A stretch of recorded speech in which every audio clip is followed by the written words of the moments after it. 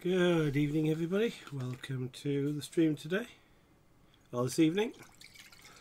Excuse me, I've just finished my tea, so I'm just not quite ready to set up, but rather than just leave you with a starting screen, I thought I might as well just chat to you as I set up. So, welcome. We're going to be, excuse me, carving, continuing the dragon. That sounds like it should be the name of a film or something. Continuing the dragon.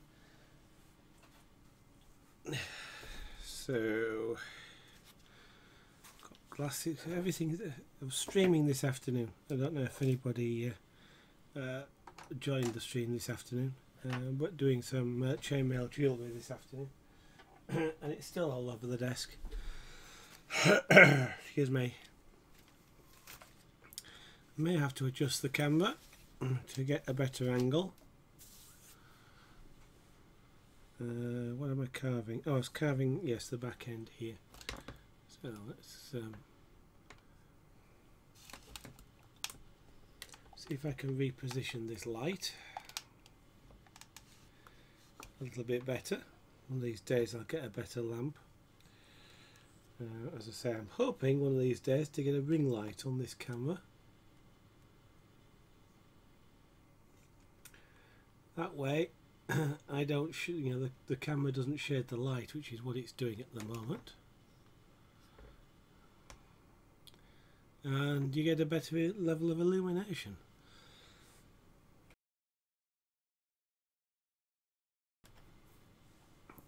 Now we'll zoom the camera in a little bit, assuming this is going to actually work. Hey, it does. It wouldn't zoom in earlier on. Now we're working on the tail and the mounting, so I'll give myself a little bit of space on the desk, but I'm going to then clamp this piece of wood down.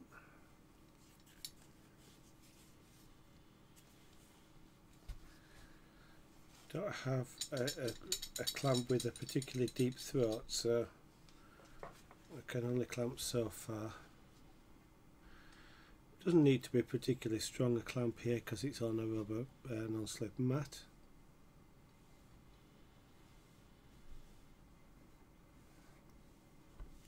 And the idea really is only just to stop the piece slipping all over the place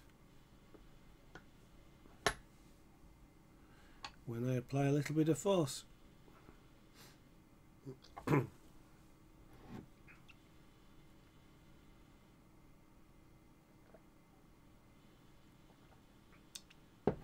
And now finally I shall swap glasses.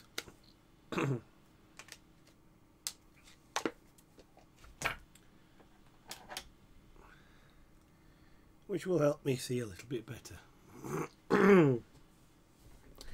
Excuse me, the cold means I keep having to clear my throat. So,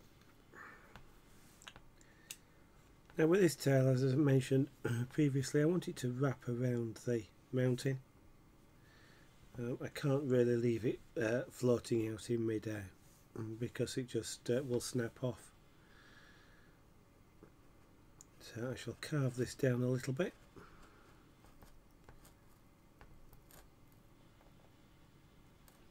Got to be really careful here that I don't actually break it off whilst carving.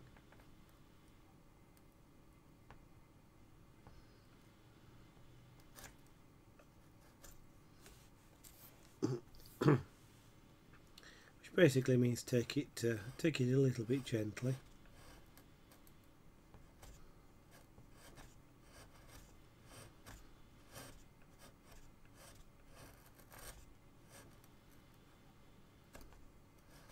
Have to be careful not to put sideways force on this, it'll snap it off.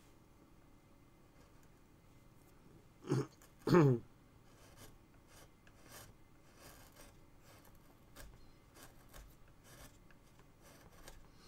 I might actually do is wrap the tail around, but just perk the end up a little bit, so I'll bear that in mind. whilst I'm doing this.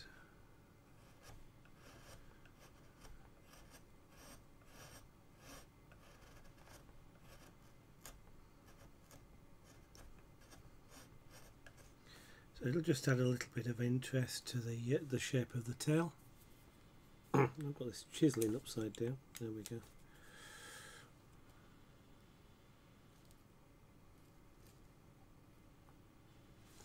Normally I don't like carving off the side of something, but it's the best way in this particular case with the tail. Partly because the grain of the wood is dictating that I should carve in the direction that I'm carving, it's quite difficult to get if you start off the edge of a piece to carve in a fairly slim sliver, shall we say. It's quite a challenge, and whilst carving off the side can, if you're not careful, cause you to split areas of wood, in this particular case it's the best way to achieve this. I'm just taking care when I come off the end that I don't start stabbing other bits of the work.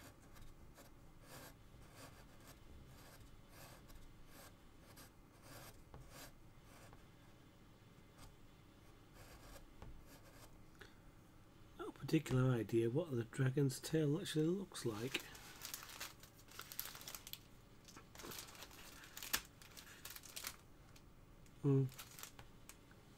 That doesn't really help me. The reference image I had doesn't really help me a great deal. It looks just like a flattened end, as though somebody stood on the tail and flattened it.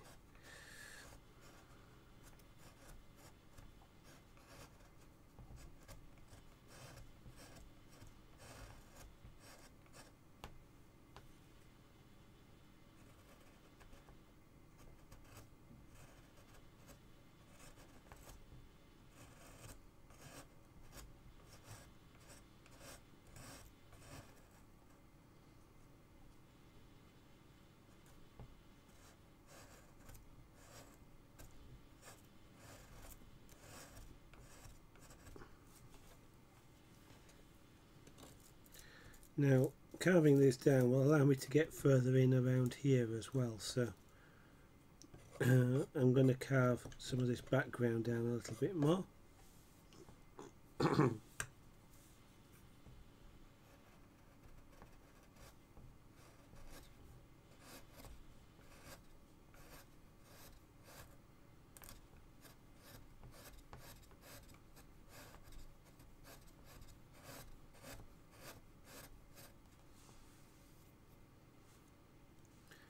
Okay, that's allowed me to get in there. So let me carve a little bit of this background down a bit more.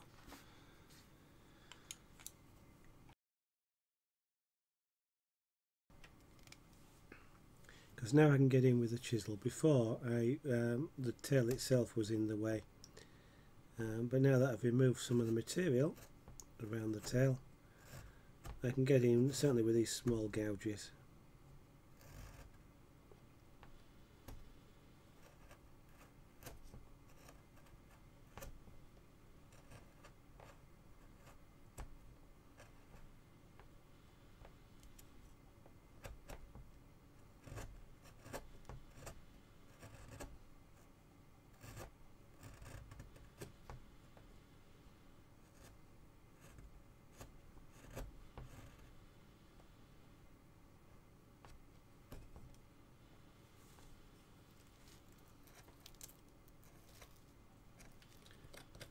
Actually, I can do that with a straight chisel. So I want to take the side of the wing membrane here straight down. It's managed to get a slope on it, which I don't want to be there, because ultimately I'm going to undercut the wing here. So the fact that it slopes in the wrong direction is something that I need to take care of. It's a little awkward to do that, because of the angles involved. As I mentioned, the tail gets in the way, but we will manage. Part of the problem is the guideline or the rule that says you don't rip wood off, and so what I've got to do is cut it, and I can't quite get the flat chisel in to cut it. I'll have to do it. Actually, what I might be able to get in with is this V gouge, a V-shaped tool. There may just be enough space to get in with that. Let's see. Not quite now, but I do have a smaller version of that.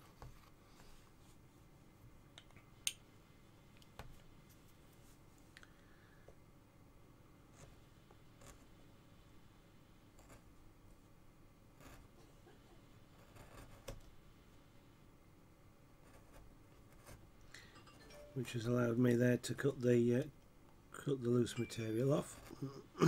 Excuse me.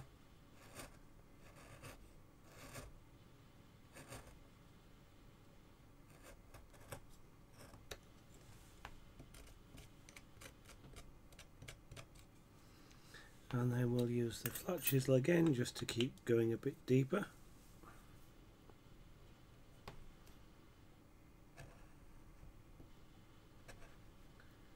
I've now straightened off that edge of the piece, at least enough for what we want to do here.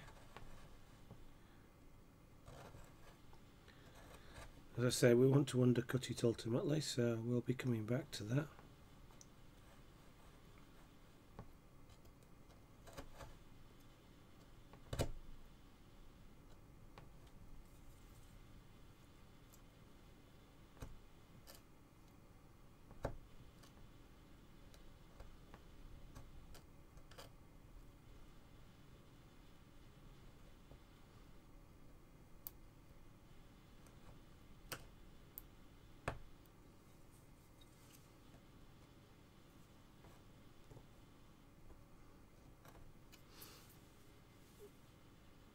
Okay, and back to the V-gouge. Good evening. Oh, you know, I change art forms that rarely that I completely forgot to do that, so I don't know. Let's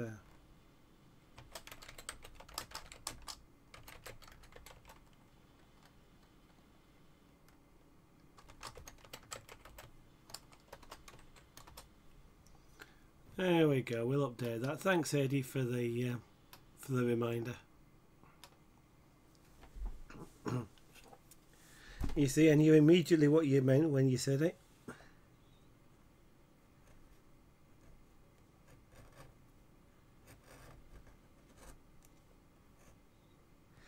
And that that 2-in-1 bracelet, sorry, 2-in-1 chain, my wife absolutely loved.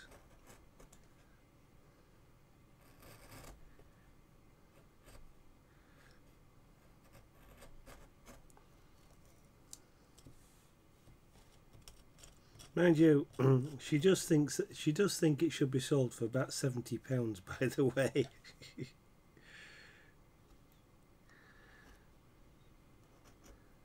That's what she thinks she'd pay for it. She saw it in a jeweller's, even if it was gold plate.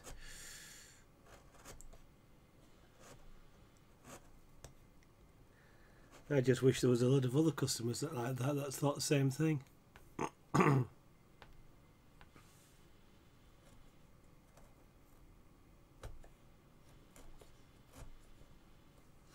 I normally remember when I change, like when I finish this, and I go on to probably pyrography next. I remember to change it then. It's just the change between the two streams for some reason just went out of my mind. Mind you, it's probably also accounted for by the fact that my wife was talking about chainmail for 2 hours after the stream, and had to then rush to get my tea in time to well, to start late doing the carving.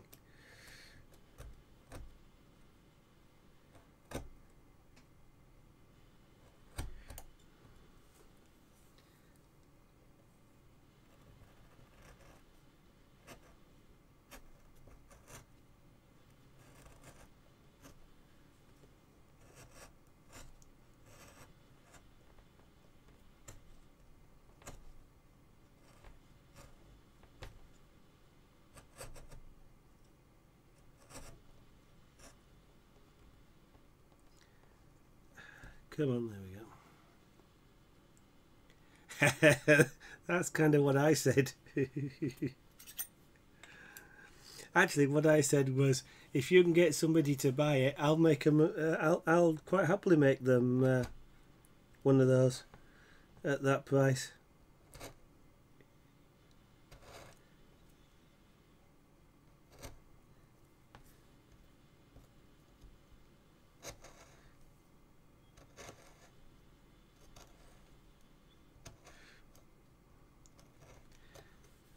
And that's when we then had an interesting discussion about the shall we say, the hobbyists who will do things like, I don't know, painting's one of them. I think 3D Block said it before. You know, people will paint something and then you know, a canvas or something, and they'll sell it for about £10 or £15 or just something like that, and it effectively devalues the market when they do that, instead of considering it actually how much time it takes to make things.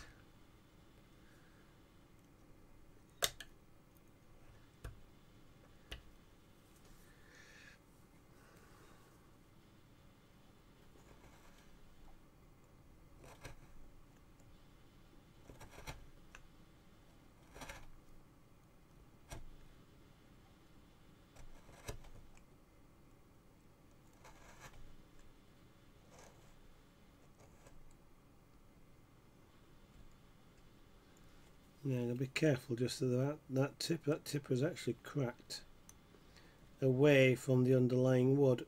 It's loose, but there's enough wood, it's a large enough bit of wood that it's supporting itself at the moment, but it's likely I'm likely to lose it.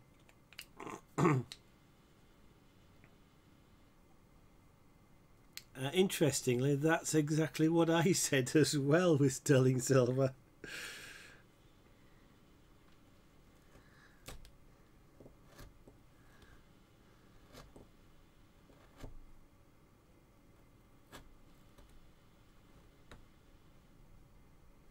Mind you, have you you'll have seen, you know, a few stores that are selling sterling silver for made up stuff, chainmail, for ridiculously low prices. I can't even work out how they're covering the cost of the silver. Never mind the work that goes into making it.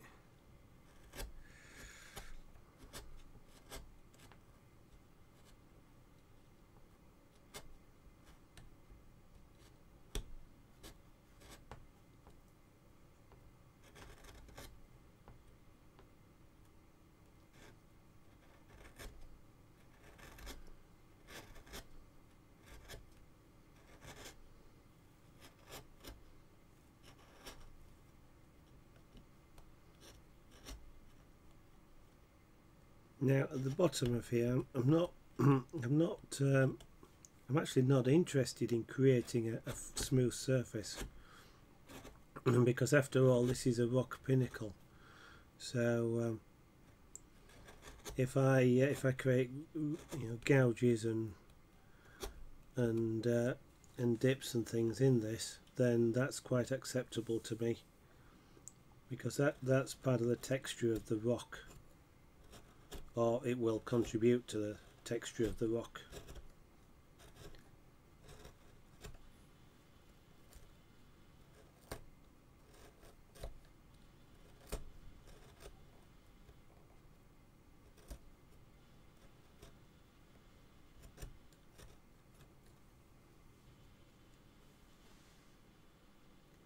I went there. Good evening. Sorry, I missed your comment earlier because your colour happens on the screen I was looking at happened to be the same colour as Eddie Fall Guy. So welcome to the studio.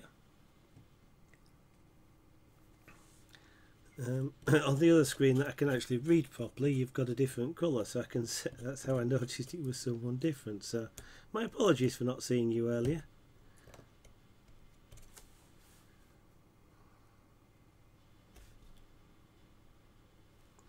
Now this area here isn't part of the rock, so I do want this area, if I can, to be as smooth as possible. I don't know whether I'll achieve it, especially as I suspect I'm carving against the grain of the wood. It's a bit difficult to tell because I'm carving in from an edge, but and that's always a little bit awkward.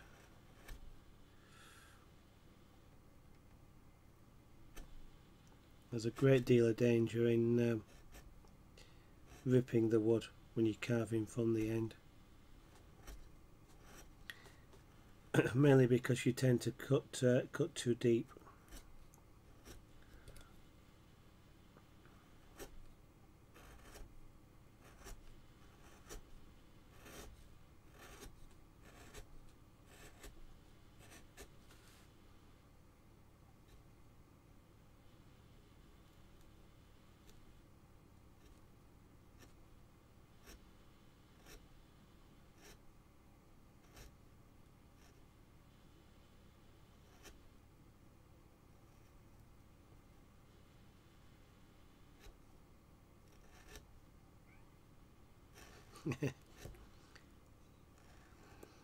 Sorry, I was laughing just then at one of our pussycat called Junior.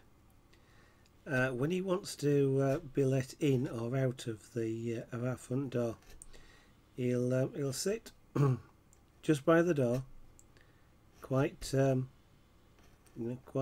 politely, and he'll just meow quietly, a bit like he's ringing a bell. And he'll meow once, and then he'll wait about 3 or 4 minutes, and then he'll do it again. Just like, you know, you ring a bell, you wait, and if somebody doesn't come, you ring it again, and he keeps doing that, and he'll keep on doing that until you actually get up and open the door for him.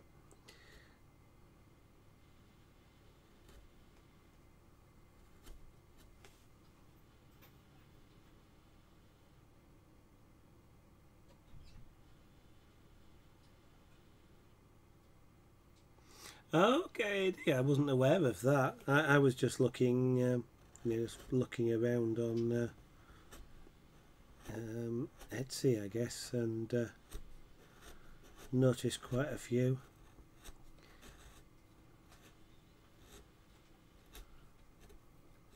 But you see, you can say, I was about to say, you see it on eBay as well. But then it's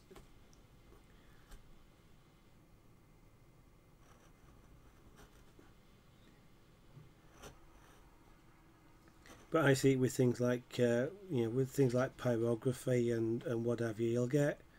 You'll get somebody who is doing it as a hobby, if you like, and just if they're selling it more to just cover the cost of buying wood, for example, and so they'll sell a piece that's easily worth 50-60 quid. Or even more, depending on what it is, and they'll be selling it for £10 or £5,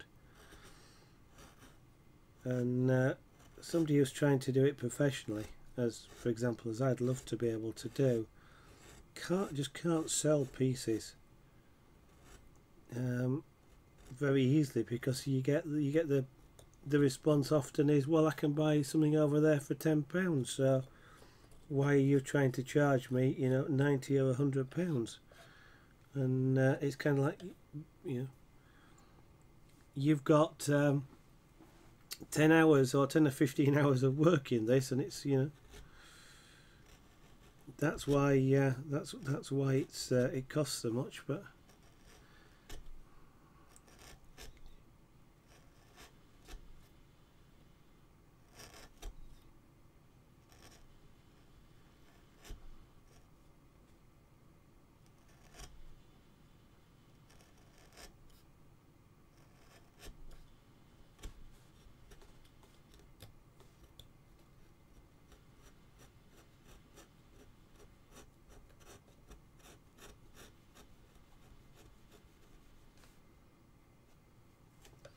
You know what, I may cheat and make that a little bit wider so I can get the flat chisel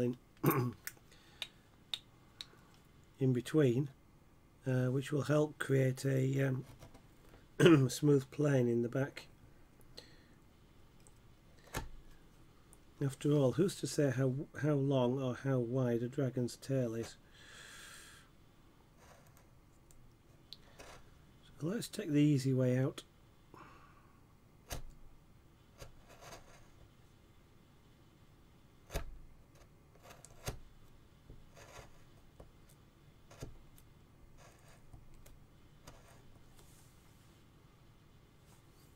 Make it a bit wider.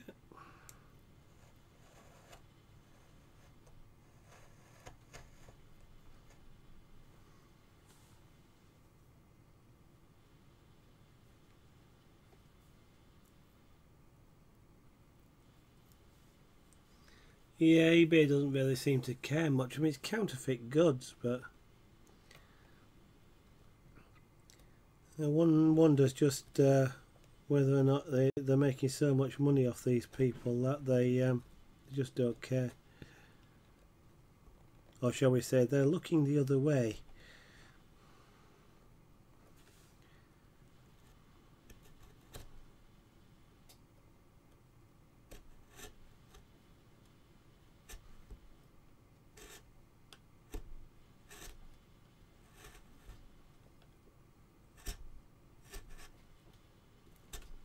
I'm hoping you didn't find out because somebody had an allergic reaction to what they shouldn't have done.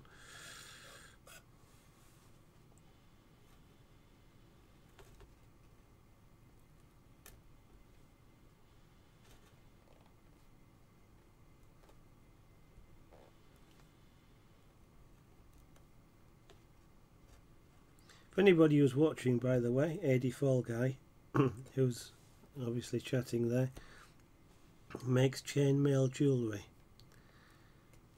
So I highly recommend you check out his channel.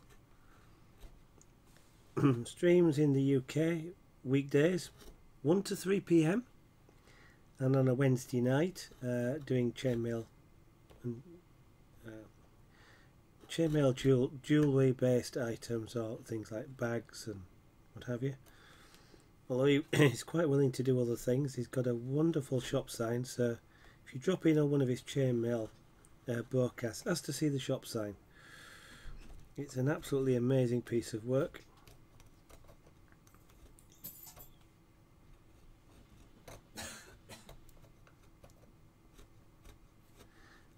But AD does also stream games as well, so you can actually see him on at other times.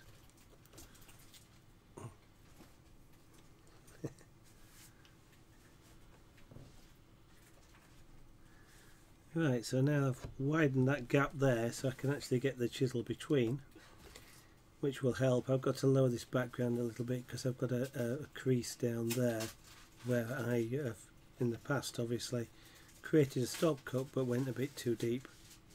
But we'll deal with that a little bit later on.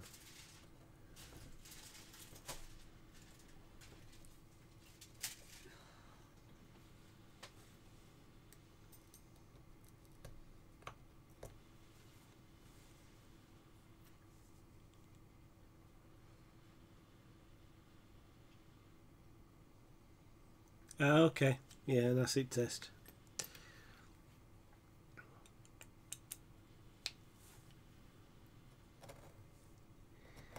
Definitely a case of if it looks too good to be true, it probably is, yeah.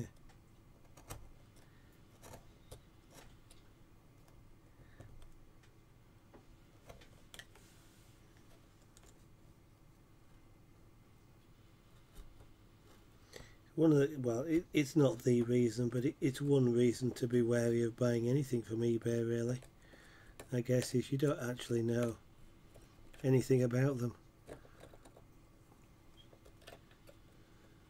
I actually get quite annoyed with eBay sellers when you say things like item is available in the UK, and then when it's delivered it's got like a Chinese postmark on it and it's taken about 2 weeks or something like that, and it's, you know, I would not have bought that if you'd have said. which of course is why they don't, but it really is annoying.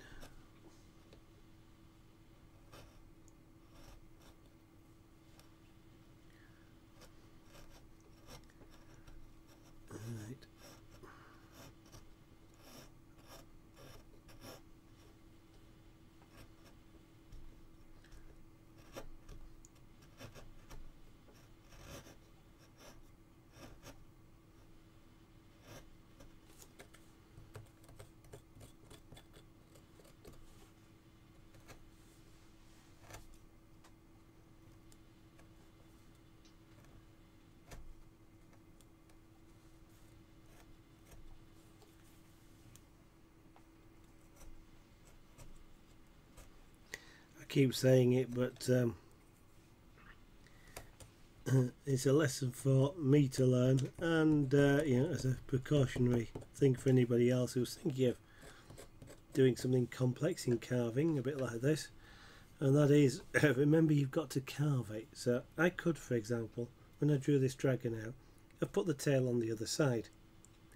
If I'd have put the tail on the other side, I wouldn't have had this little tiny space in here to try and carve, and I'd have had plenty of space around this wing, so it wouldn't really have been a problem.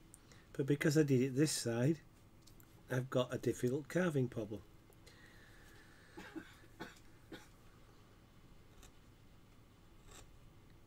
And it wouldn't have made any real difference to the image at all to have done that. So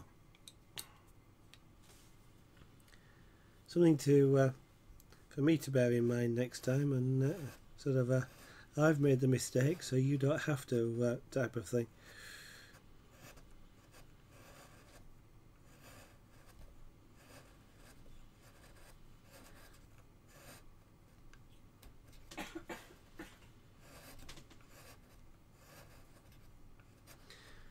Now, I would say in my defence, this is the first time I've ever carved anything like this, so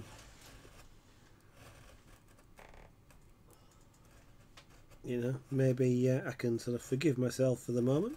I forgive you. Thank you very much. My wife's there saying she forgives me for making the mistake.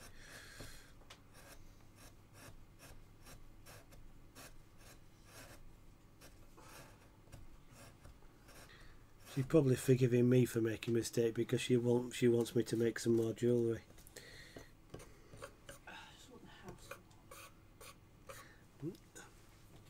It's 23 degrees and it's quite warm enough, thank you.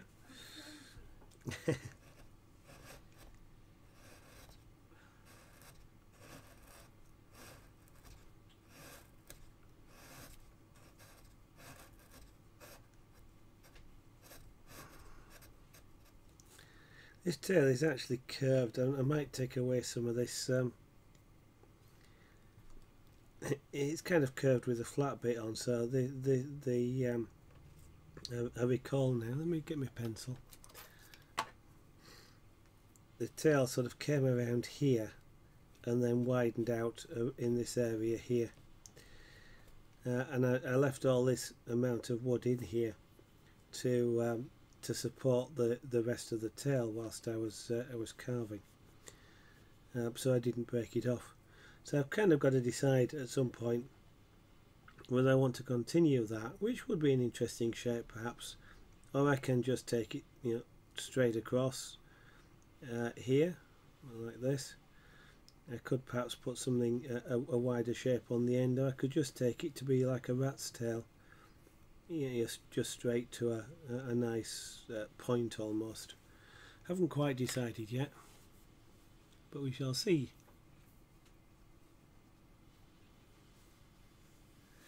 Eliazar, good evening, welcome. Oh, Trip, thank you.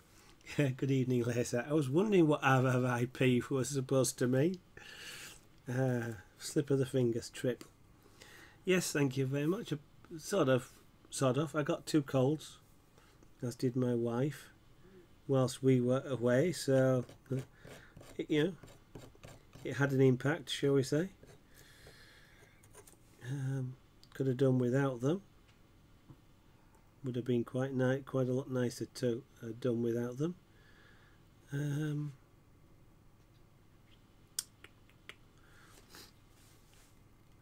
still thinking about that tail.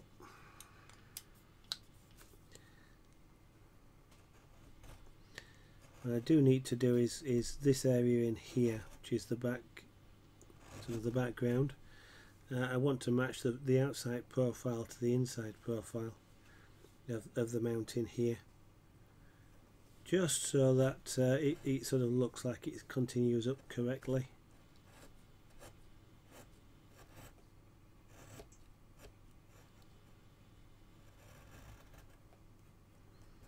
Now I don't have to be too accurate, because with a tail in the way like that, it's quite hard for the eye to follow the height of the mountain from one side of the tail to the other. So if they're not specifically matched, it probably won't be visible to most people. It'd be visible to me, I'd know, and that would probably bug me. But that doesn't necessarily mean that I'll actually do anything about it.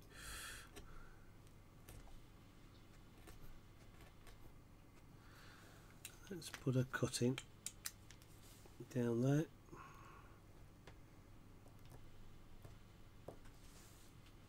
Can't quite get the chisel in to cut it off, I don't think. No.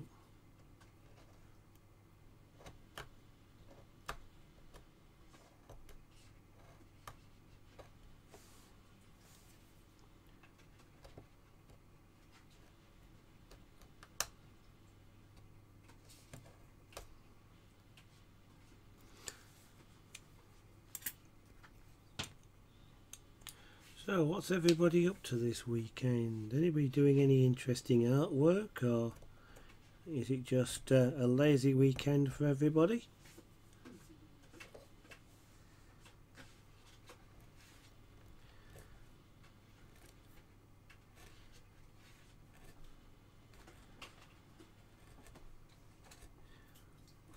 Or is everybody just busy watching something on television? It seems to be a bit of a quiet weekend today.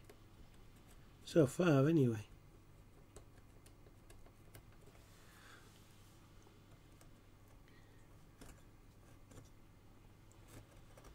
If it wasn't normal for Twitch to keep dropping connections and things like that, I'd half wonder whether Twitch has gone offline.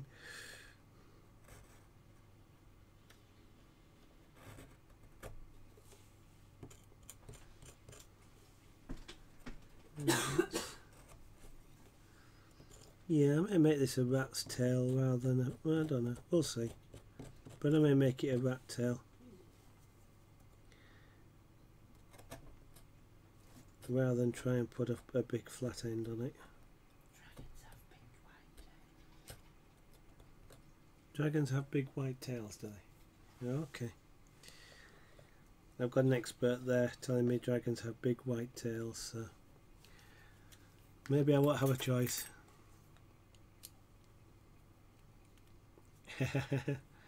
Oh.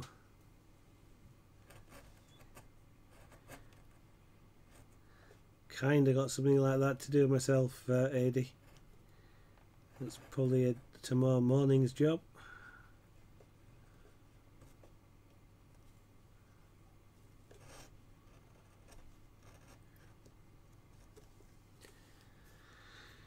Right, we've got sort of down to a background down there. That sort of matches up like that. I think I want a little bit more. Tail wants to go down a bit further, but we'll deal with that again in a minute. I want a bit more depth on the foot to be able to carve the foot, so we're going to drop this background down a little.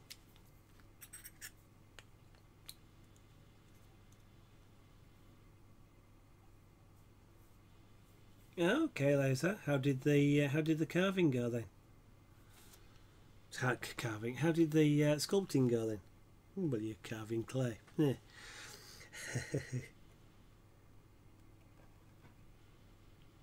Were you just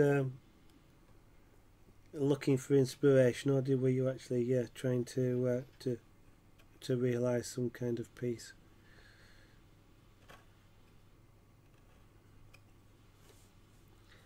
I need to drop this area down first, otherwise I'll lose it.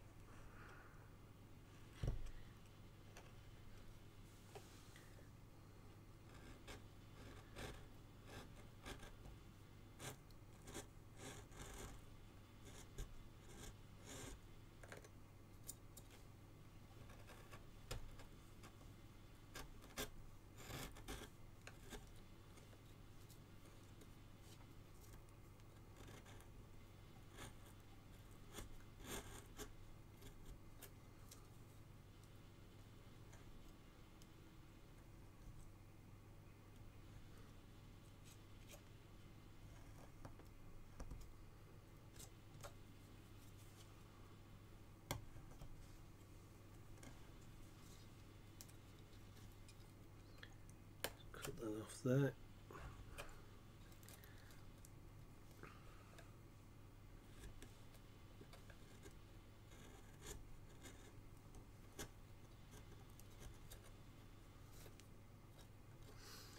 There's my little paintbrush. Let's clean out that gap.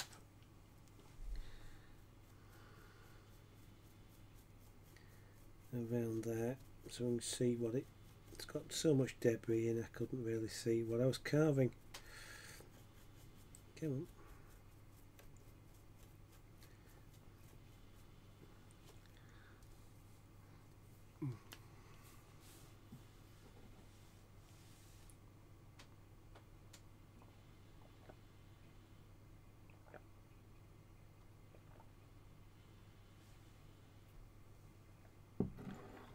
That's an interesting concept. It's a great way of getting some sort of inspiration. Is picking a theme and like that, and having a purpose for doing it as well. That often makes it a bit easier.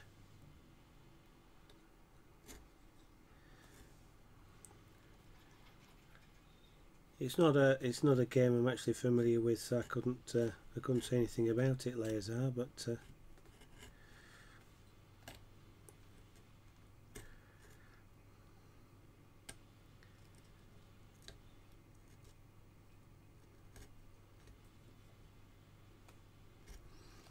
don't give up. Yeah, keep trying. Sometimes that's the fun bit, is actually trying to do something rather than actually succeeding sometimes.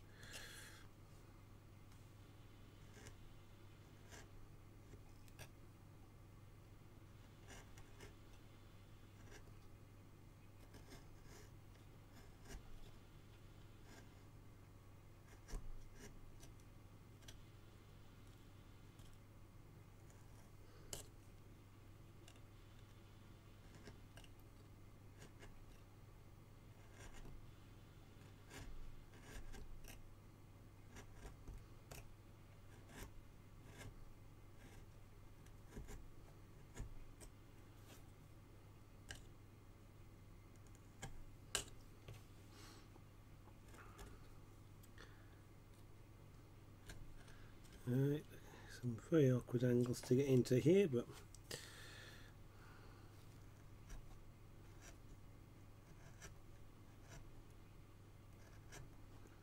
just around the knee of the dragon.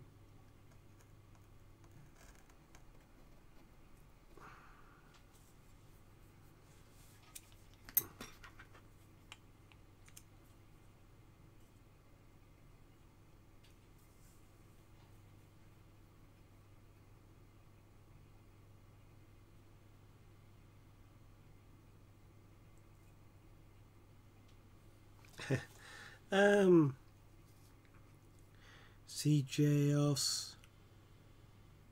I can't remember who it was now. He's been making some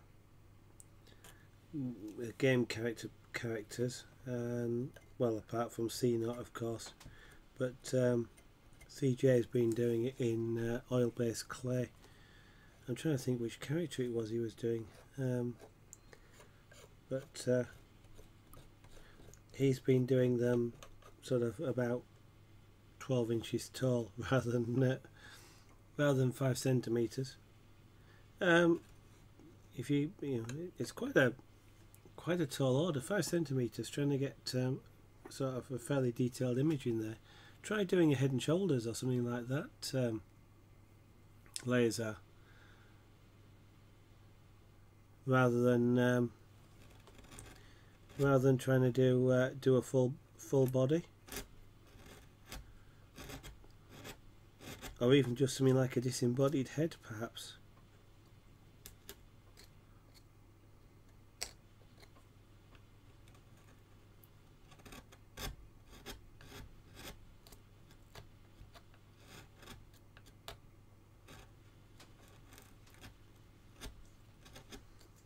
Here I am maintaining these steps that I've cut in here, and of course just occurred to me that don't want to do that. That was a convenient way of carving down carving the mountain when I started doing it in just stepped sections like that. But of course, when I actually come to to do the mountain itself, it doesn't have those. It's quite a random shape, so I don't particularly want them want to maintain that strong distinction.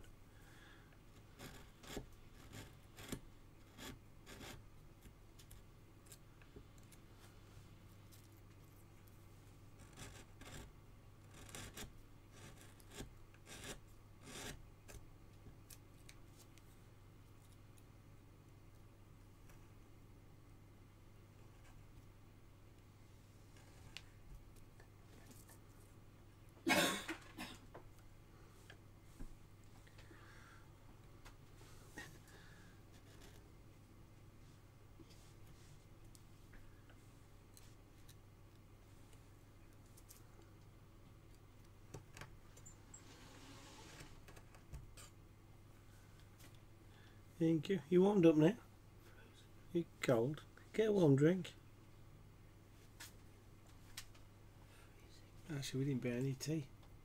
What? Didn't buy any chamomile tea. They might have had some in Max and Spencer's.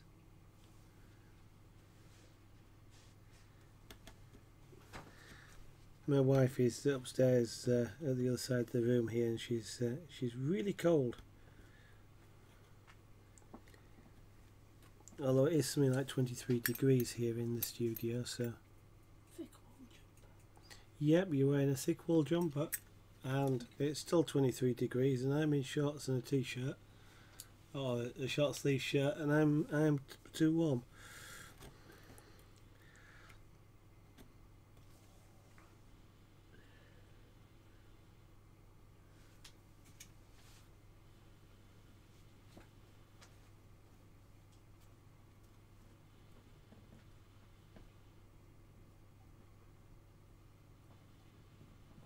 Oh dear, it must be me then.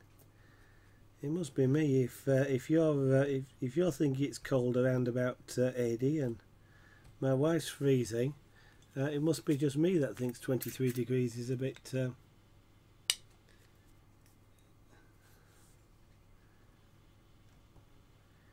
is a bit warm. The studio up here actually is always warm. We have sort of house where if it's cold outside it's colder inside, and if it's warm outside it's warmer inside.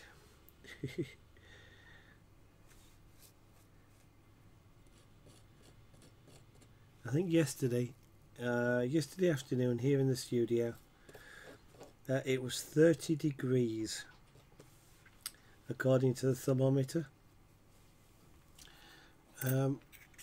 which is quite a little bit toasty.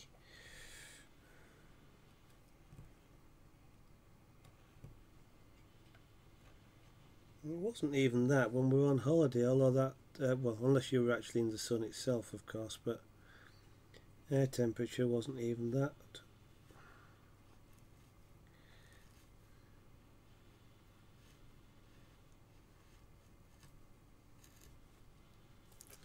In terms of things like the character class laser, how about doing something like, for example, put the bust, if you like, on a medallion shape, and the medallion's got something on it which represents the character class in some way.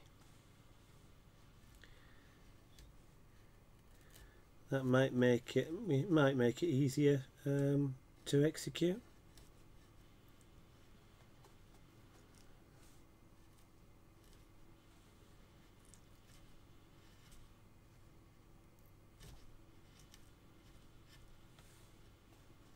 Of course, I've never tried to model clay or sculpt clay, so you know I'm talking a load of rubbish, really.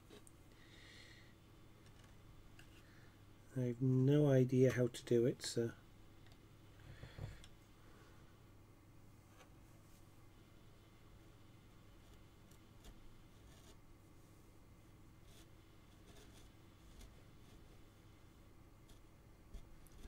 anything I say should be taken with the proverbial pinch of salt or pepper or whatever spice you happen to like.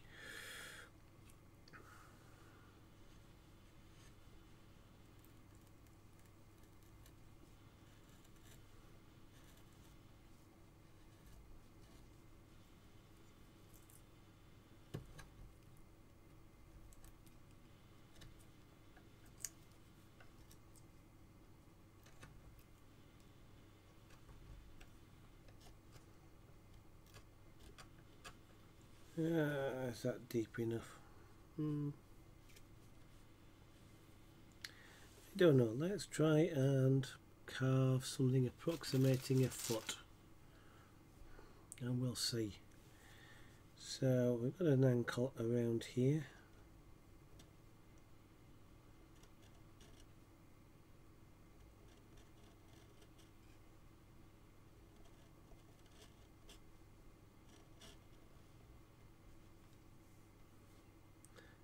Actually, before I do that, let's see if I can get rid of a little bit more of this waste material just between the foot and the tail.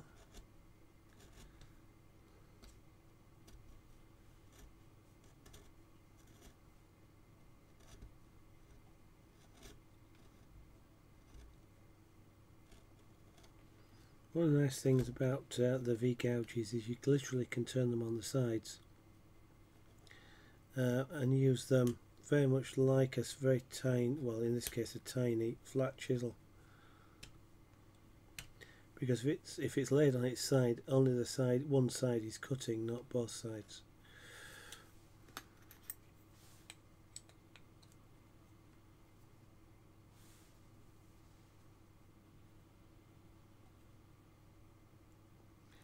It's 9 degrees. Ooh. Actually, there are times when 9 degrees sounds really appealing. Dear. And of course other times when it definitely doesn't, so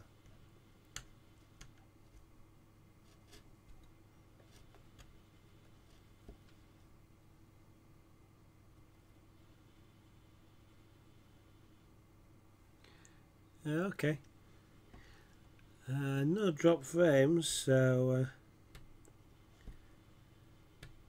but there again, you know, Twitch dropped me about 5 or 6 times yesterday.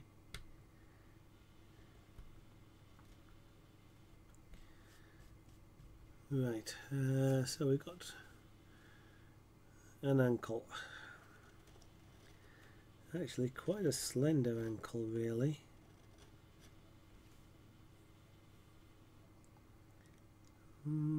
So let's see if we can get something approximating a slender ankle and into more or less a calf muscle.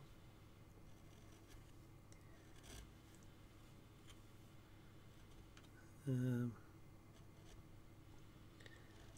means I need a really thin heel as well.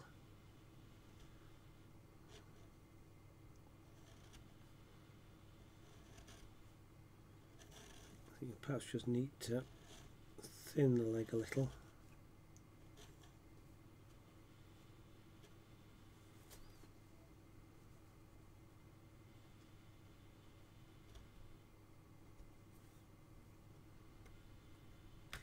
Glad to be of service, coming up with that idea.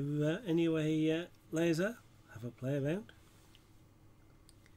If you actually achieve anything, I'd be really interested to see any pictures you might want to show.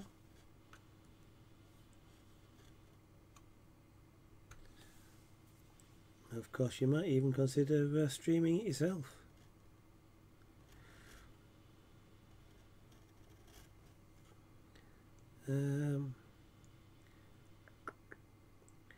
Let's make this leg a little bit longer by cutting the heel back here. I mean, all these shapes that I've left for things like the foot here is just approximate. They weren't guaranteed to be the right size or anything like that. In fact, they were generally left oversized on purpose.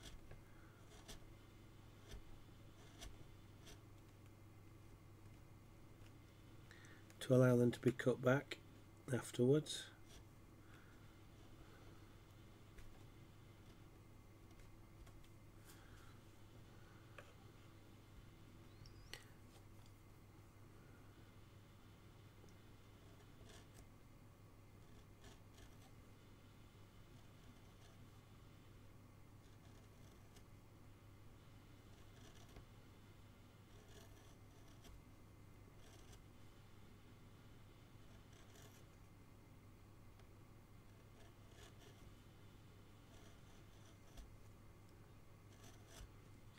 I'm actually just wondering whether to resort to actually getting one of the knives out to do some of this around here. So I'm not. There's no particular restriction on me using any other tool. I've just been using the chisels mainly because they just suited the job.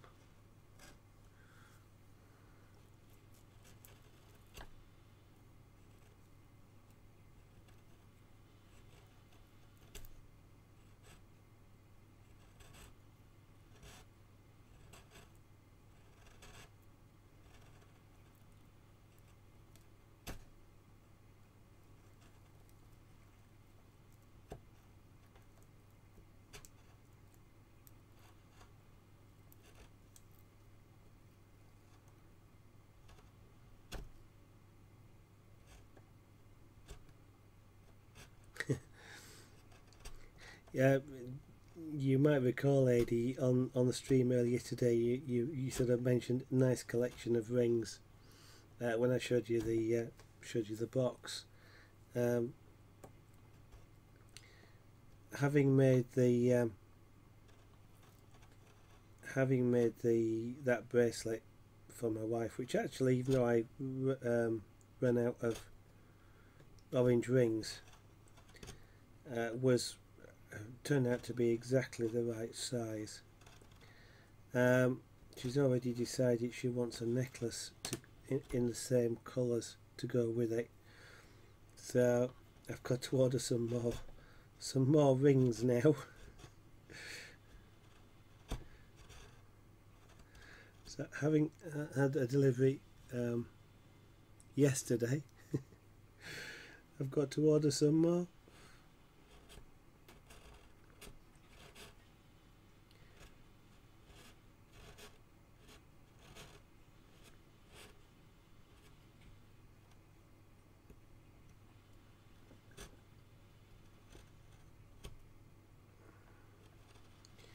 Right, I think I will probably sharpen this blade in a moment. Oh, is it? I did set it earlier. Yeah, it is. Thank you. I was playing with it earlier, adjusting the colour intensity, trying to. You know the problem with the blues, sorry, with the purples, colours. And actually red colour, well, not red, but I'll have a look. You'll recognise this. Now that shows up, red shows up correctly, but when you get red and blue together like a purple, they all show up as blue. Now I know See What Happens has the same problem with his pipe cleaners. His purple pipe cleaners show up as blue as well, and the camera is effectively filtering out red. And I was playing about with the colour intensity, and I boosted it a little bit, which made a little bit of difference on the oranges. It made the orange look like orange rather than gold, but didn't actually quite bring the purples back. So that's and I'd put the white balance on auto at the time just because I was playing around. So thank you for letting me know. In actual fact, the gains right down. There's too much light. camera actually is a bit light sensitive. The gain is right down, and exposure's coming quite down as well, but there's not a lot of light on here, relatively speaking.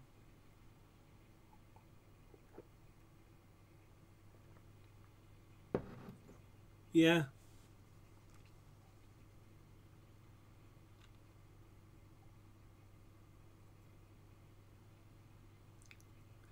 No, she hasn't seen that one. That you would. Whilst we were away, I didn't see you work on the dragon scale. I saw that, I think, earlier this week, wasn't it? Now, whilst we were away, you were working on a dice bag on the second Wednesday, and I think on the first Wednesday you were just doing some chain.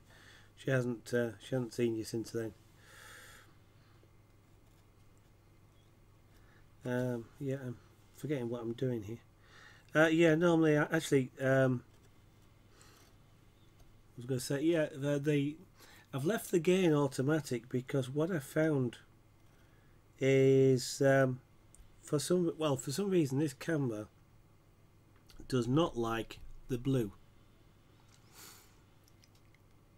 If I turn the gain off on manual, then if there's a certain amount of this blue showing, it loses synchronization altogether. You're familiar with that, where you just got vertical coloured lines. If I put the gain on automatic, it works okay for some reason. So rather than try and work out what just how much I can show of this blue, I've just left it on automatic while I'm carving.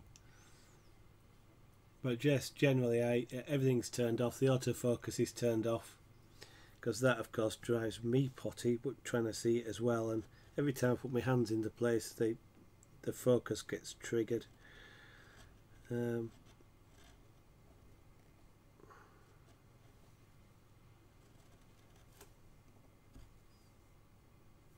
am going to get the knife out and do that.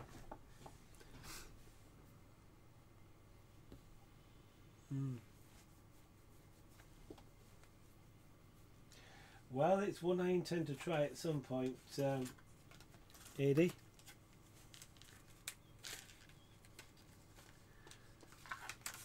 Is that dragon scale? It's a nice. It sort of looks quite nice. A nice weave. So it would like to at least try and do something in it.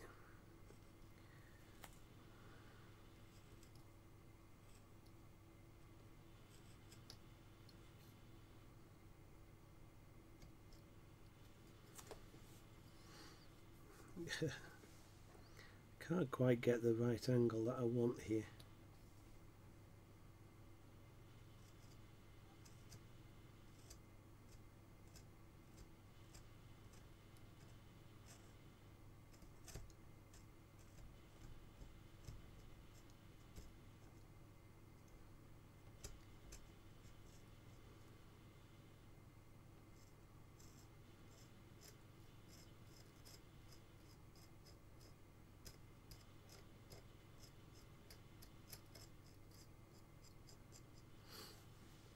There we go, right.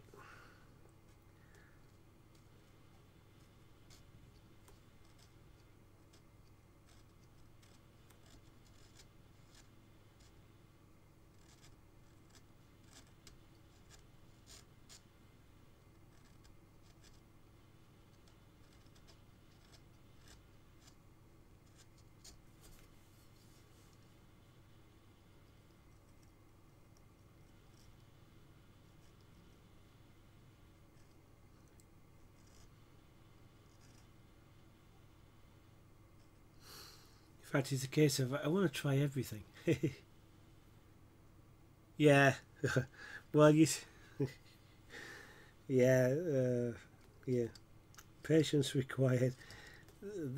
At the very start of the stream this afternoon, I must have dropped a ring about 5 or 6 times, and one of them actually escaped and has permanently managed to find its freedom somewhere on the floor. And I'll tell you, the desire to turn what the few rings I had in my hand into a projectile, and just see how far it would go, was extremely strong.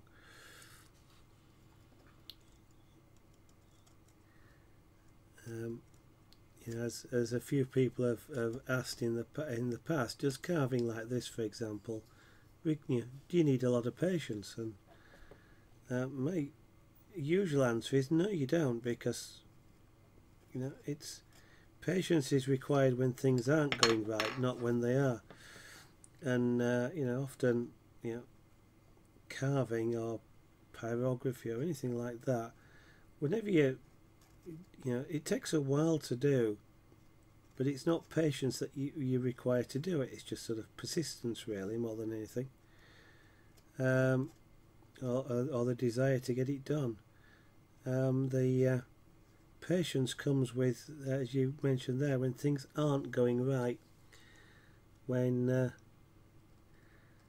you can't get a ring to go through a weave, or you can't actually get the ring to stay in your pliers.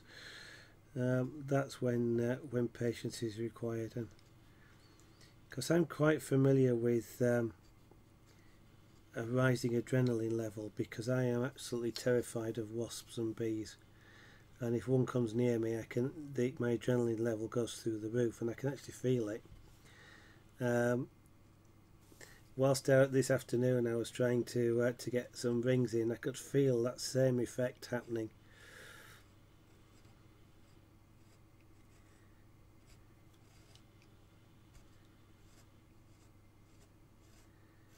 Right, I'm just concentrating a little bit on this for the moment. I don't want this knife particularly to dig in.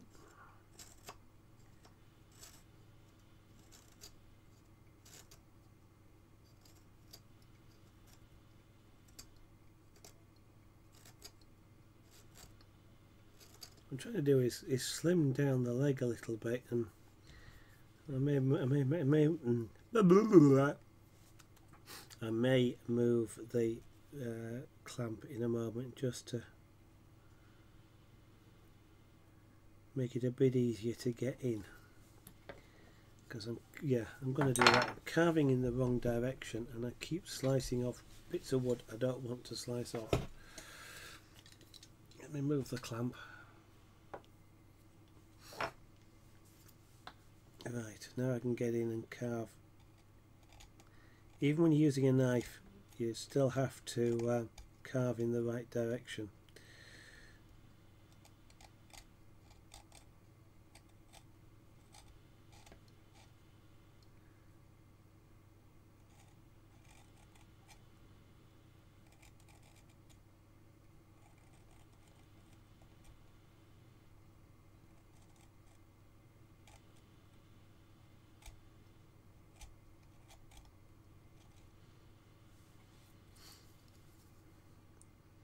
I really want to round this off if I can. Well, I don't see why I shouldn't be able to. I think so.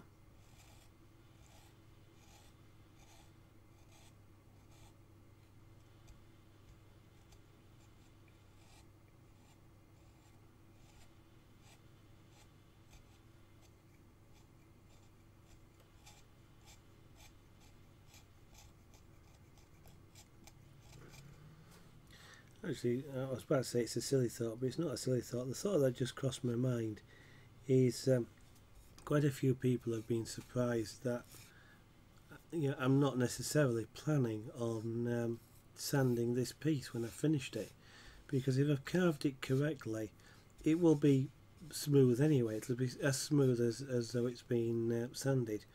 and actually sanding it will roughen the surface. It won't actually look the same. And as I say, quite a few people expressed surprise at that. But the thought that just crossed my mind then was, of course, there's a woodworking tool called a plane, and the job of the plane is to smooth the surface of the wood. And all a plane is really is a chisel that's held in a particular relationship to the wood. Juts out of the bottom just a very small amount, and it shaves the wood just like a chisel. And yet people aren't particularly surprised that a plane would smooth the wood, but they do seem to be surprised that a knife or a chisel would leave a smooth surface. It's weird what expectations people have.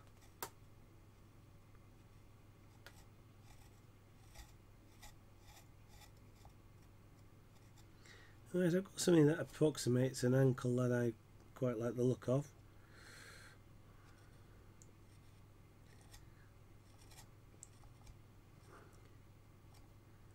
So we'll see if we can get something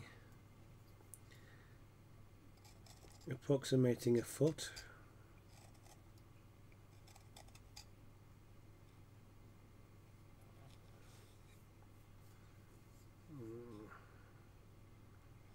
Actually, it's quite a slim foot, so let's bring that down even more.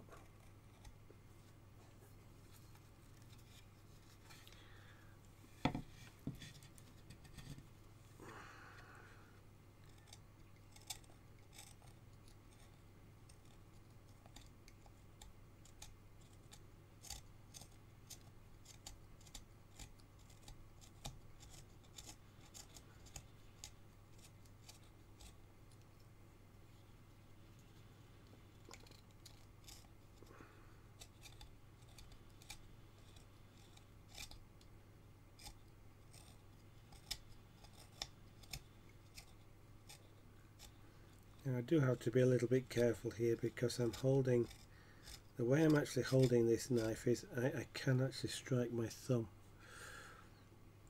which would cut me.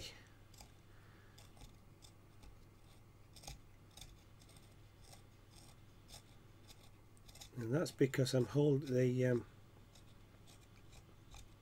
the blade is too far back in my hand. If I hold it further out where I should hold it, it can't actually make contact. But I also can't get the right angle on the piece of wood to do that. So I am holding it in a slightly inappropriate angle. I suppose what I should do is put the glove on.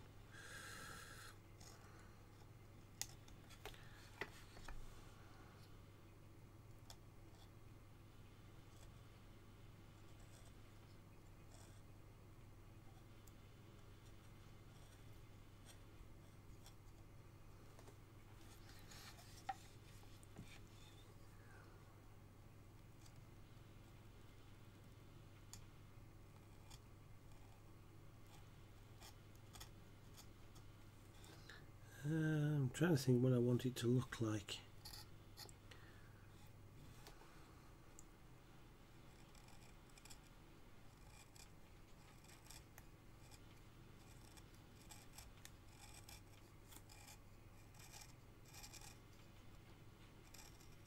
I think I want it to be quite a slim foot.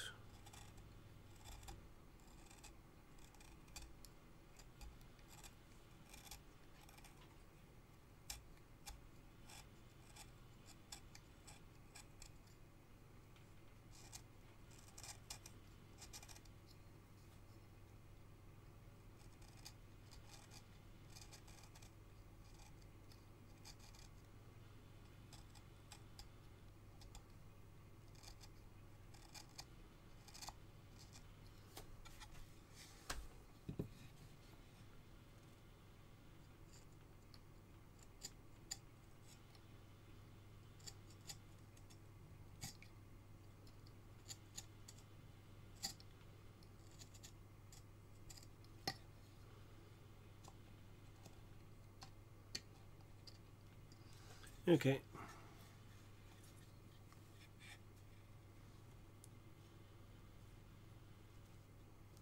Okay, well, that's good.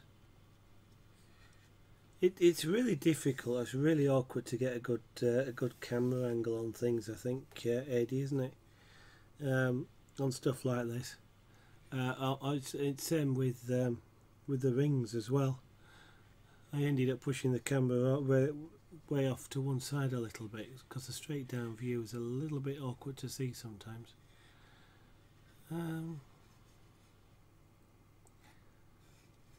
Yeah, maybe I should show you guys the angles of it a little bit more often.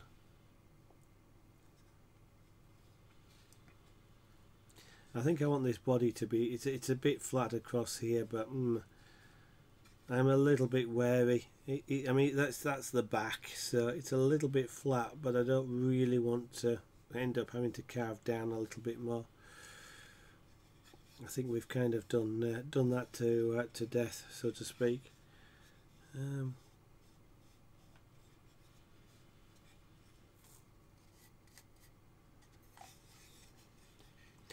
trying to get a shape of foot that I'm kind of happy with, but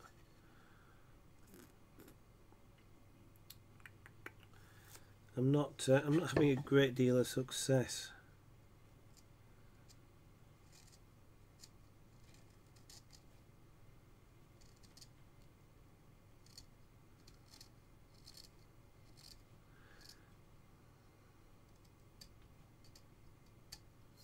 What'll happen is I'll just keep playing about with it for a while, and then I'll see a shape that I like, and then it'll go okay.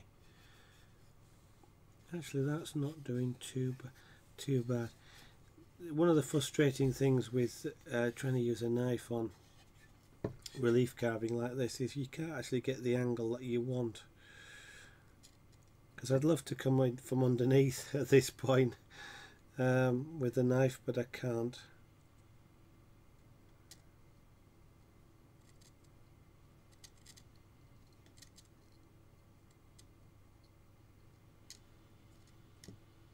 Actually, let's go back to using the chisel for a little while.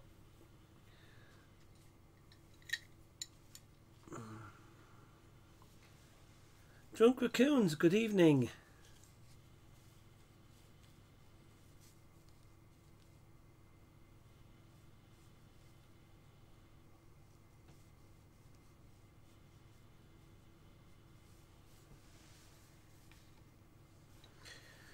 Bit too much information, I think, there.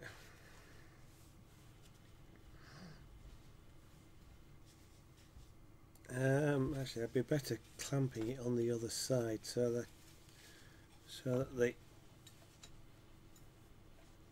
clamp itself isn't in the way. I really must get a quick release clamp.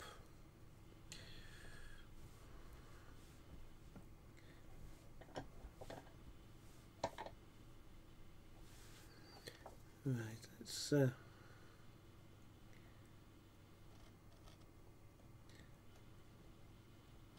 daft as it may sound, sometimes the chisel is better, even though you know with a knife you want to get in at certain angles because of the way you could hold the knife.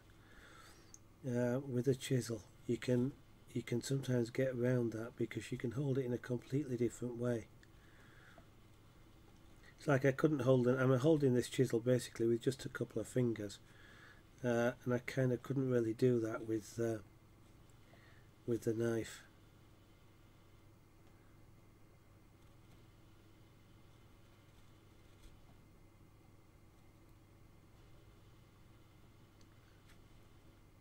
Right, I know what I want to do here.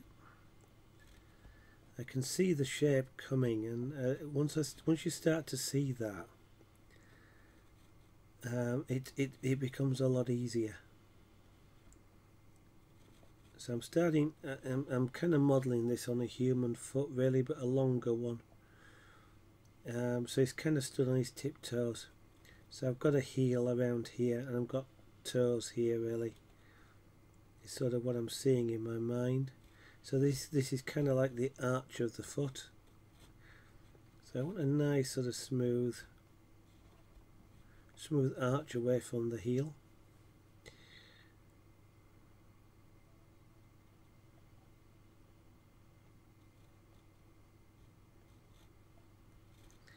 Which actually means that the other side of the foot that I'm not working on the moment, this side here, wants to be slimmed down quite a bit, because if this is toes, then your sort of ankle doesn't join your toes on the top.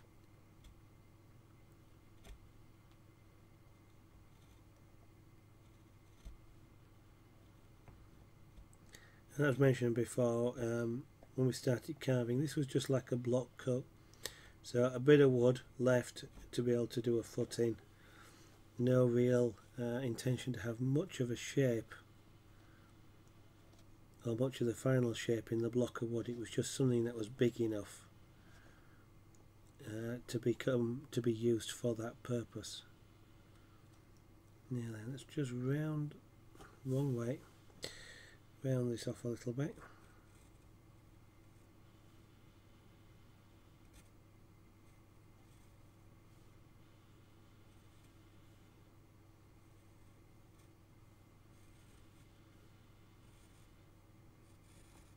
Now I'm kind of doing some detail carving here, but sometimes the small amount of detail can make an incredible amount of difference. So for example, the foot here, just getting the right a curve on the inside, the sole of the foot for example, can make it look more realistic, if you like. But just that small detail can change the perception sometimes of a whole piece. Now that wants to be carved from the other direction.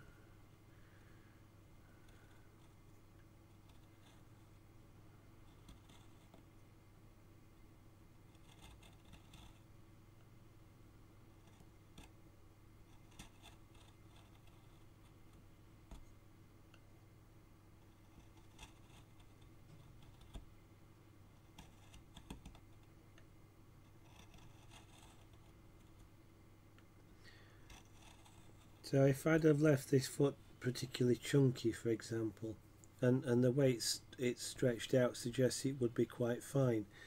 If I'd left it particularly, or even if I do leave it particularly chunky, it will actually, you'll look at it and go, that doesn't look right, and then you'll start to effectively think the rest of the piece doesn't quite look right as well. So it's amazing how just a small detail sometimes can impact on the whole piece for no apparent reason.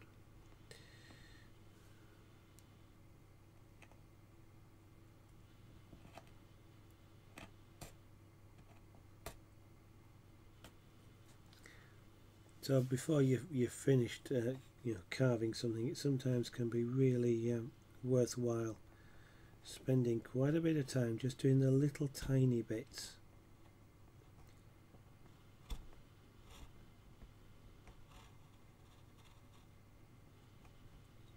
Because while somebody might not see them, they will actually notice them. So it can often be a subconscious sort of notice.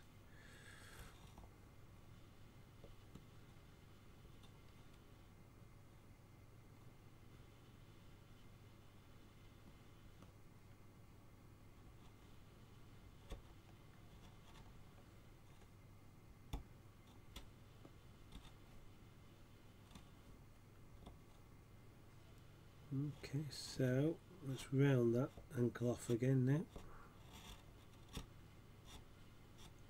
Or the shin bone, I guess it is.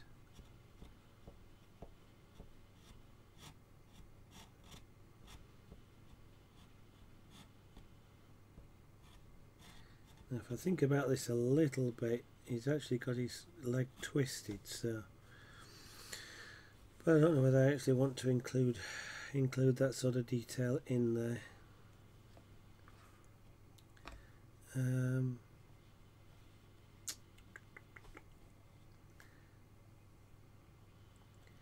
That's the back of the leg there.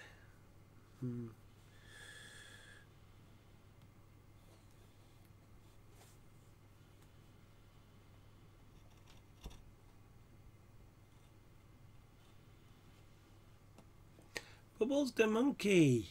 Sorry I didn't see you you pop in there. Welcome. Good evening. How are you doing?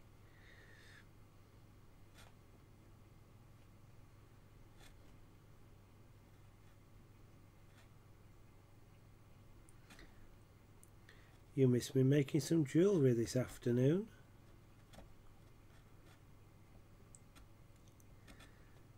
My wife got her birthday present whilst we were on holiday, and now wants more.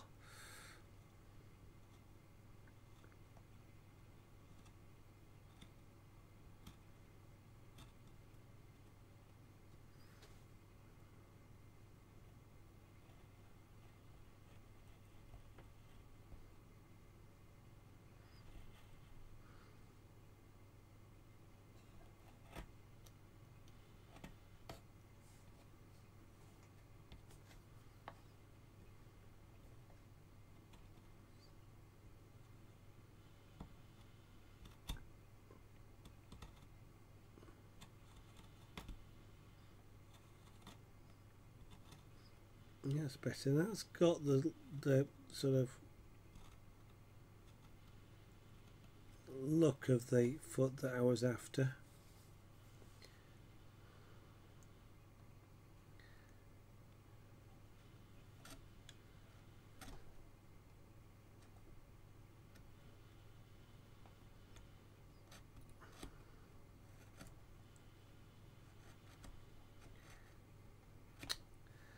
I really want to carve that in the wrong direction.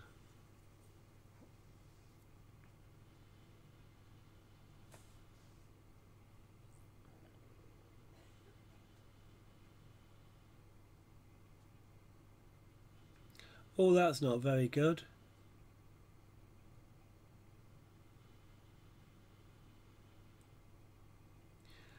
Was that just a okay? This may be a personal question, and you know, if it is, tell me. I'm going to say, is that an illness, or was that just having a tantrum? But I'm sorry you're hurting there, Bubbles to Monkey. That's not very nice, and it's. I do hope you recover very quickly.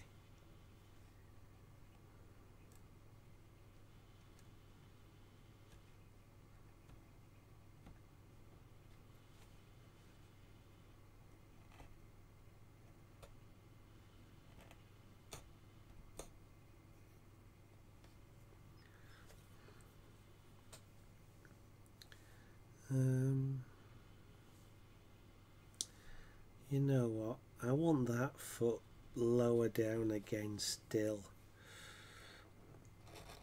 Let's take away some more mounting.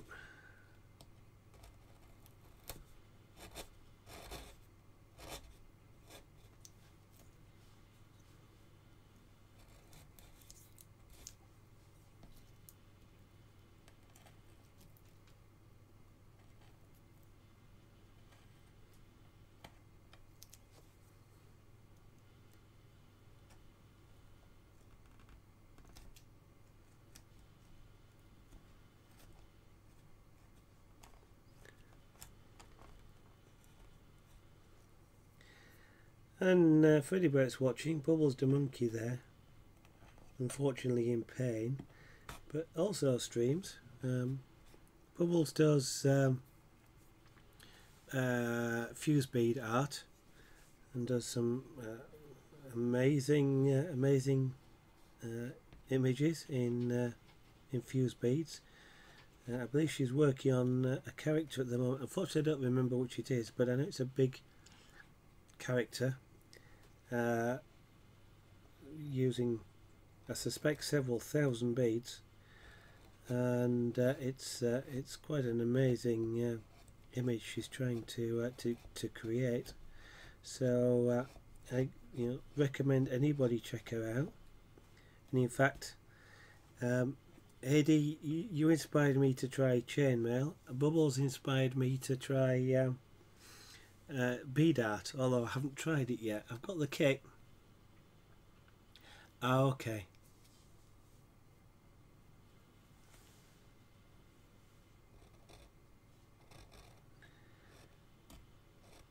I'm still, I'm still sorry that you're hurting there, Bubbles. I can kind of understand the problem, but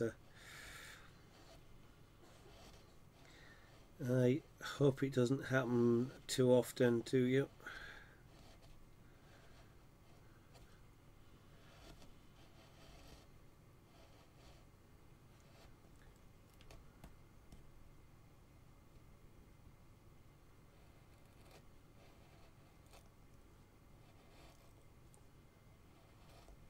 Yeah, I still haven't found. It's my usual problem of not wanting to try the bead art until I've found an image worthy of being done and actually using the beads on. Oh dear, I ought to have learnt by now to actually just go ahead and just do it, and I won't say try any image going, but it's it doesn't matter. It doesn't matter that the image might not be the perfect image or something like that. But when with material like that, which has to, it gets used up, so it has to be replaced. I always have this tendency to want to find the perfect thing to do something on before I'll use up whatever it is I've got. I'm the same with paint canvases and things like that. And I know paint canvases can be overpainted, and yet I'm still trying to do the same thing. Find an image that's worthy of being done on canvas instead of just trying it. I mean, the tragedy is if I do find an image that's worthy of being done, I won't have had enough practice to make a worthwhile effort at it, possibly. Or that would be, one of the dangers. So it's kind of ironic in a way, my silly attitude.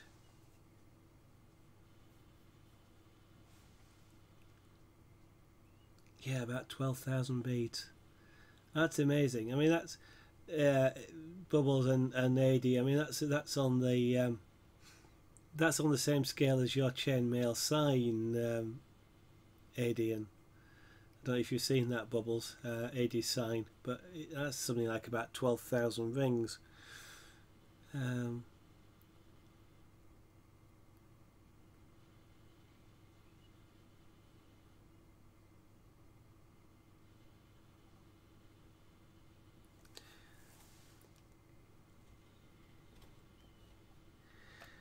I'll bet it's amazing how much of the public actually completely ignored what was going on as well, Bubbles.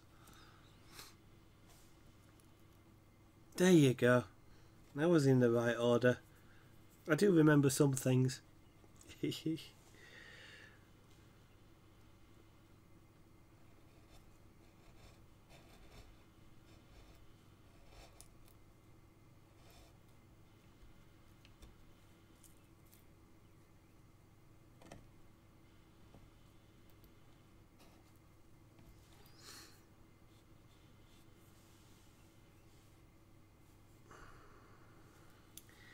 Right, I want to lower this foot. Whilst it's sort of tipped back, it sort of doesn't seem very natural. So I'm going to lower it down into the mountain a little bit more. I know I just carved a very nice heel on it and things like that, but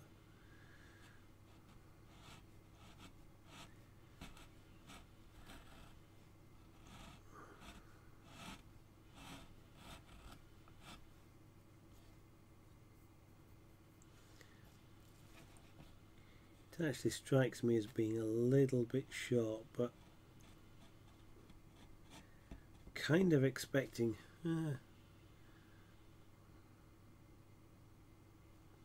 The knee's about there. It's about there. It's a yeah. They've got, it's kind of a short leg. The lower leg's a bit short, really. I kind of feel like it ought to be a little bit longer, but I can't do that now. What I can do is give the impression of it being longer, though, by stretching out this this foot or the ankle a little bit down here, and making the foot, you know, really quite slender.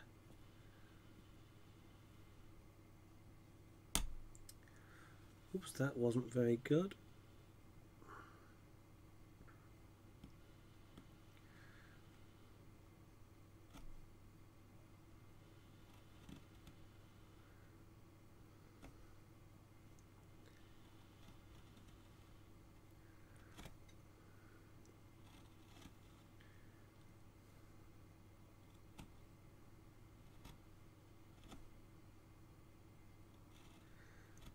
This is really a tight spot to get the blade into.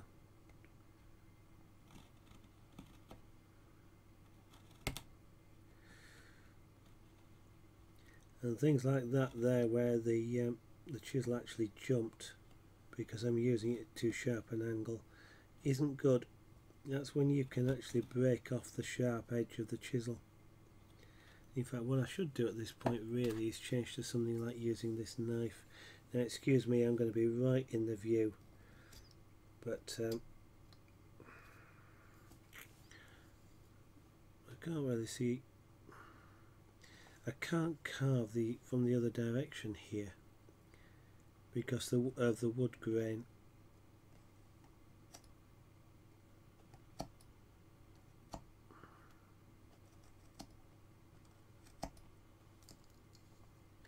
So I can't get the chiseling the other way around.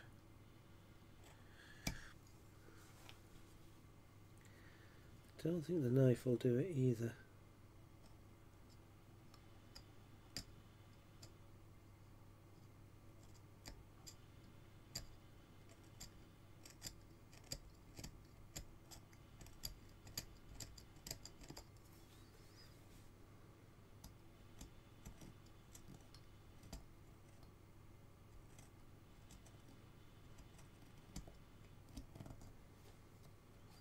Not making a real good job of that.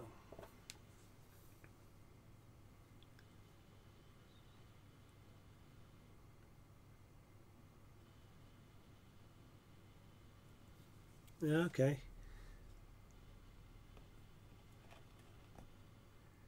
No, I kind of understand the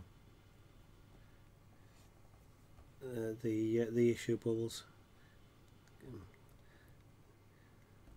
I can't. I can understand the issue, but I can't understand. I don't have any experience of the impact, so I can offer you sympathies, but that's all I can do. I can't. I have no experience to be able to empathise with you in a more practical way.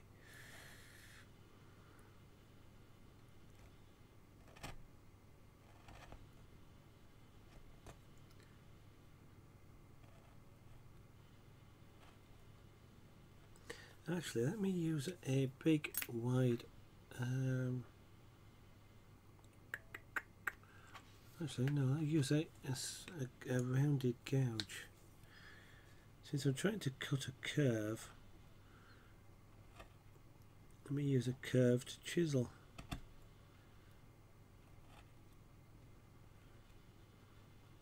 Which now immediately seems very obvious, but didn't at the time. There we go. So I use the curved chisel. I can cut straight down as opposed to trying to cut a curve.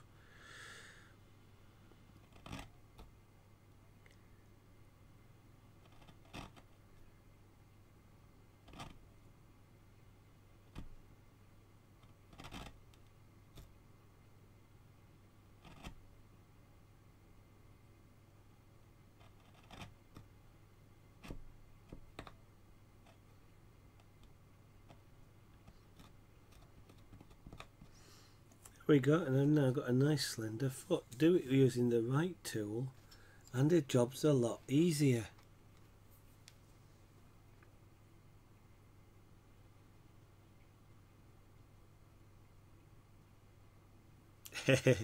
You mean you haven't counted them one at a time as you put them on, you know, Bubbles?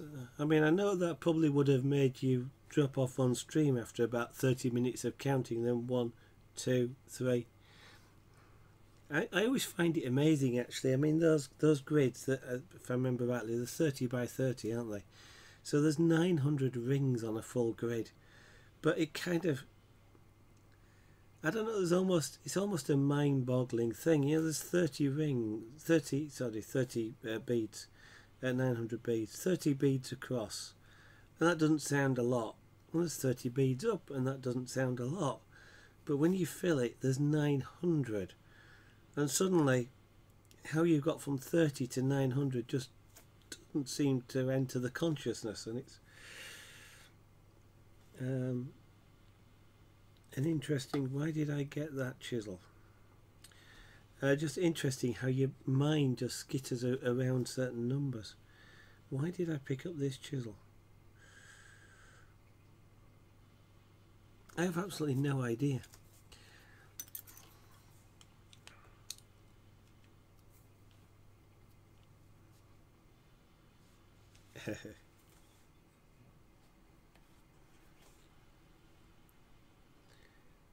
Well, I suspect the program that you're using, Bubbles, tells you how many beads are used, doesn't it?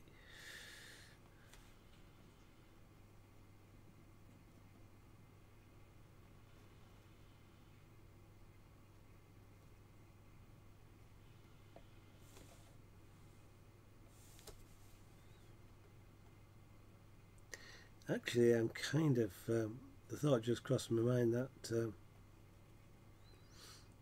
you could probably use the same program for both.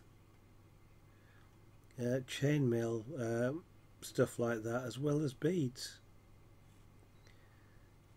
Because, I mean, after all, the job of the application is to convert the colour palette of the image into the colour palette of the material.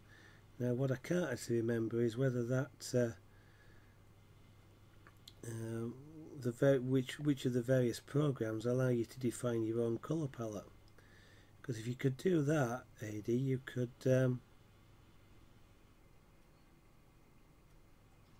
obviously just import the colour pattern of the rings. And the application that Bubbles using actually gives you a grid.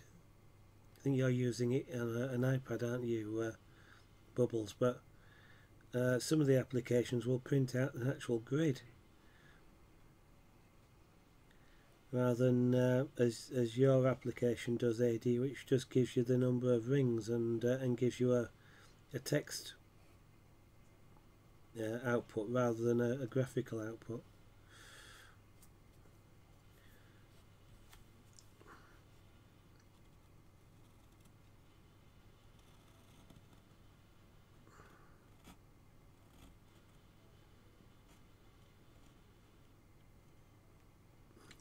Back to that in a second.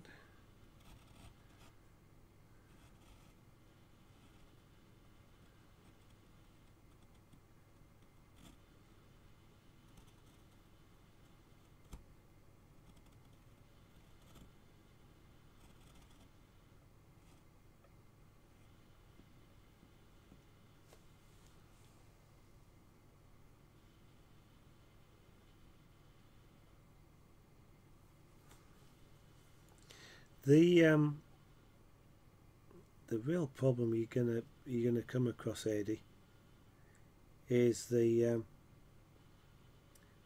17 colour limit, and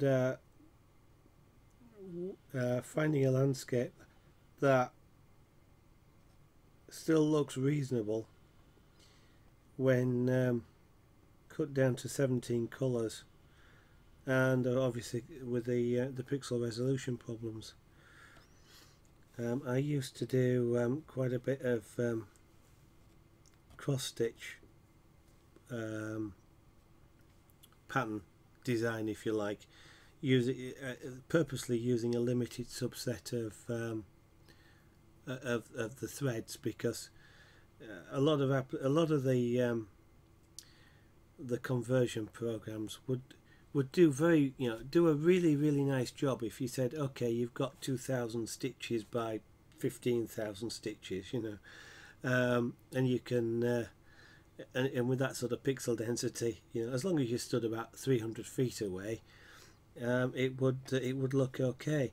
Once you start to sort of cut down it, and the applications want to dither, and you say, I don't want to buy a whole skein of thread for one cross, so you start taking that out. When you get down to a limited subset, the number of pictures that started off that would look good when you started off, once you get them down to the limited colour subset and all the details go, it can actually look not necessarily as good as you might think. So I suspect you're going to have quite a bit of program.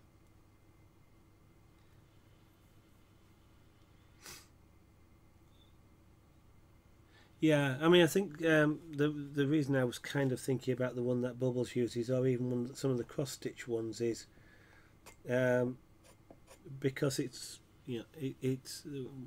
well, the cross stitch ones especially don't actually show you, or they will show you what the cross stitch looks if you like, but what you can do is you can say to it, no, just show me the colour pattern. So you still get the grid, and you'll get little symbols in it that represent the colours, not and if you want it, quite a few of them, if you want them to, what they'll do is they'll do like a grayscale type of thing, so you can still sort of see the image, but they'll pick, if you like using black, for example, they'll fill the square with black.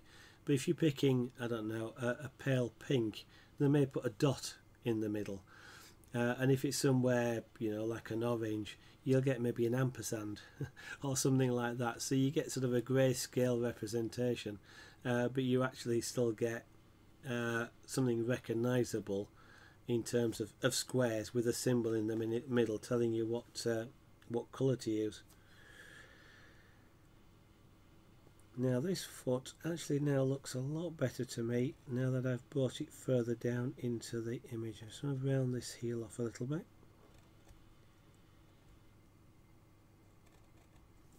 I'm half tempted to actually give him a heel, an ankle bone, because I reckon I could do it with this wood.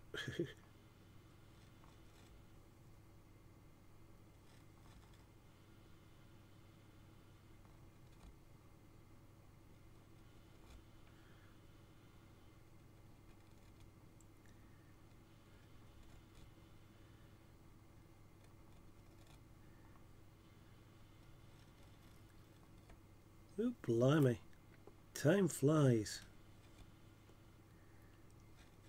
Yeah, which reminds me of an old saying, time flies like an arrow, fruit flies like a banana.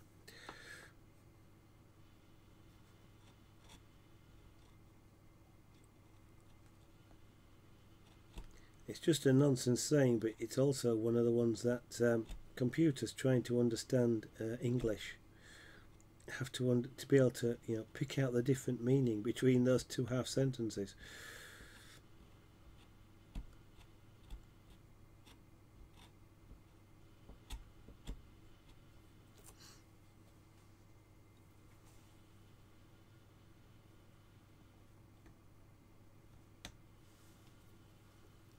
The ankle now, actually the ankle bone wants to be a little bit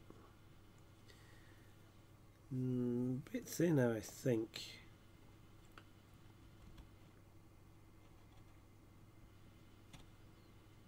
The lower leg looks a little bit too fat.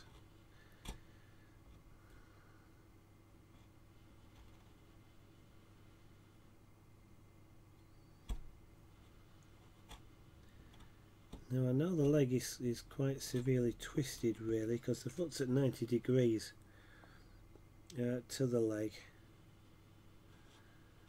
So I'm trying to imagine the sort of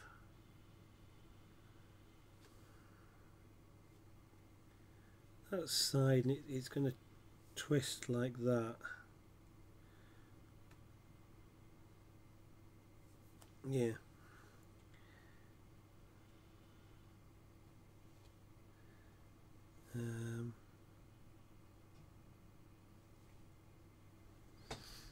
I'm now studying my own foot.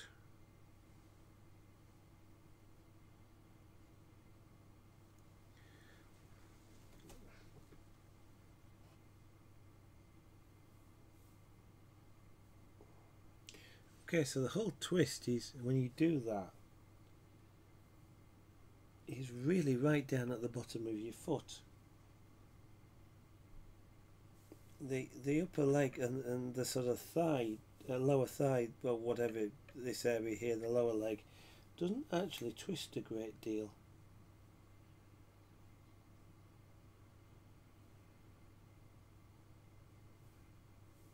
So in practice it kind of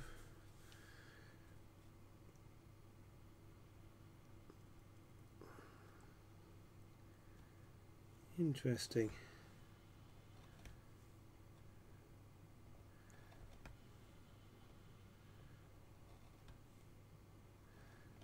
It's almost when you look at your own leg, it's almost as though there's no, it twists without any particular, it's like it's been swiveled, actually swiveled, but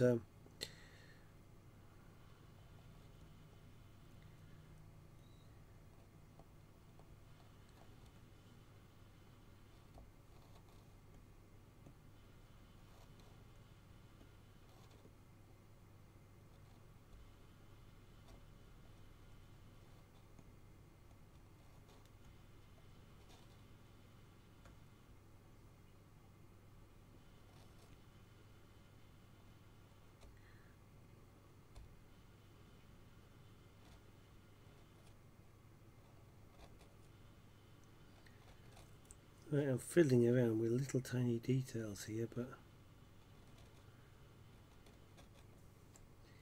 hey, it's what I want to do at the moment.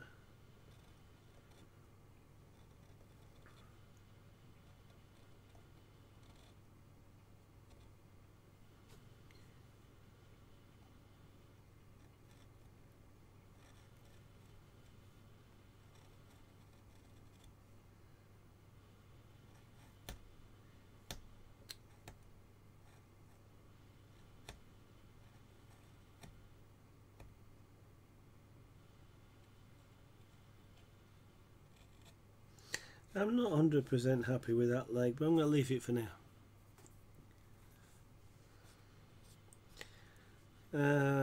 So a little bit more time, so I'm going to do a bit of work on this foot.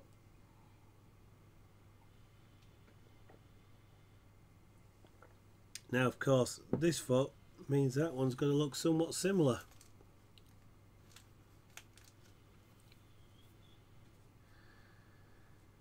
Which is going to potentially going to be interesting.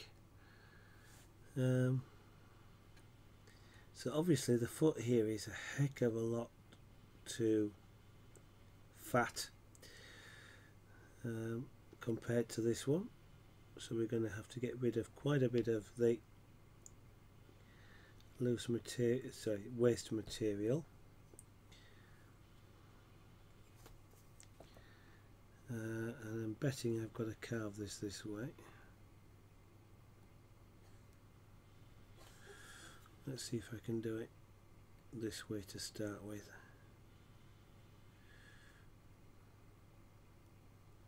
Nope, I was right. Actually, it's going to be this way. Yep, it's that way. It would be that way, wouldn't it? That's the most awkward way to do it.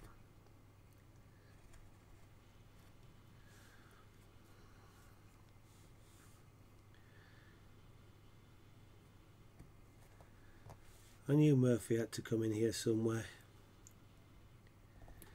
The most awkward angle to do it at is the one that it needs to be done at.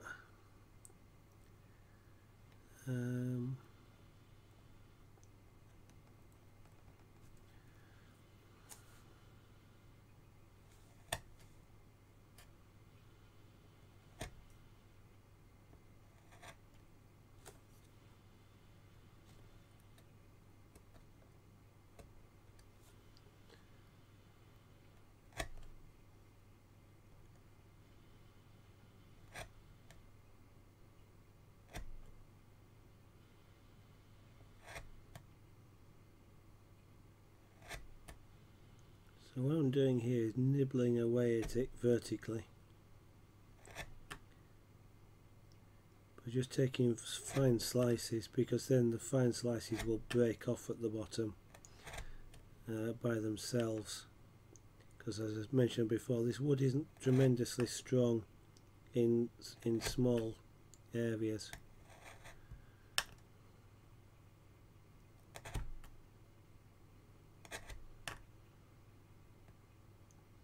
Now normally I wouldn't particularly want to do that. I'd want to smooth the area off down here, but given, as I keep mentioning, it's a mountain, it's a rock, it's not smooth. It actually doesn't bother me to have sort of a stippled rough area at the bottom.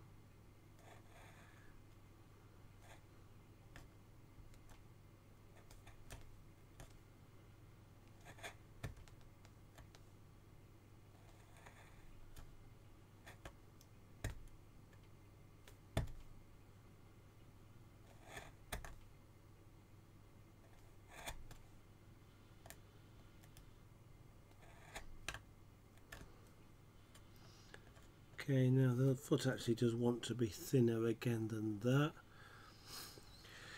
At this angle though, on the reference image you can see toes. I'm not going to bother. I guess it would be a nice detail, but I'm not going to bother. It's a bit too much detail, and I want to sharpen off the this is his foot. It's going to look somewhat like that, but he's got it bent.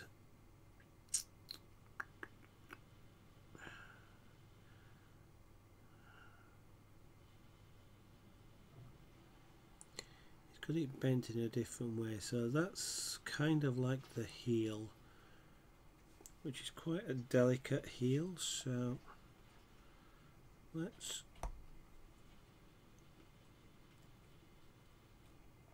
cut that heel back a little bit.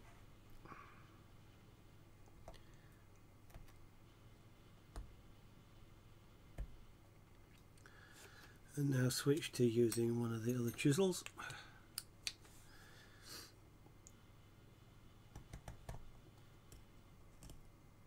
To get in here and shape the back of the heel.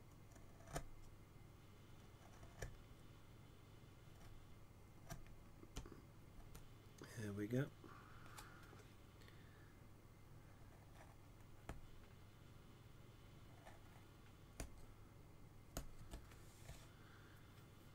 That's not too bad.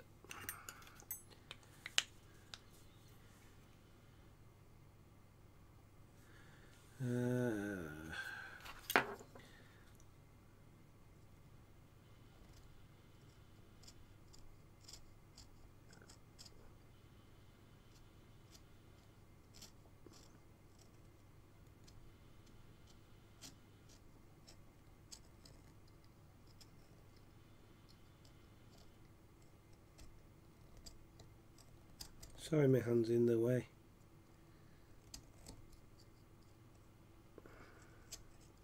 Normal service will be resumed shortly.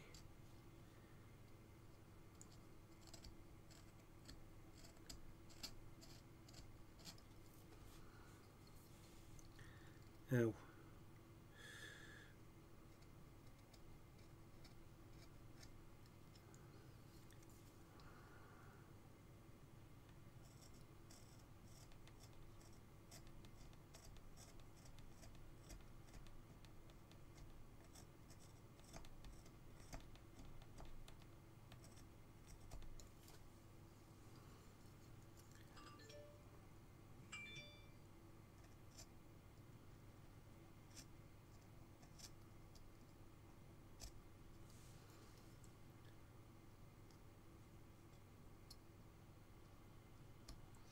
Actually, if I use the V gouge there, I can get rid of that waste wood. Right in the, well, quite close into the corner anyway. There we go.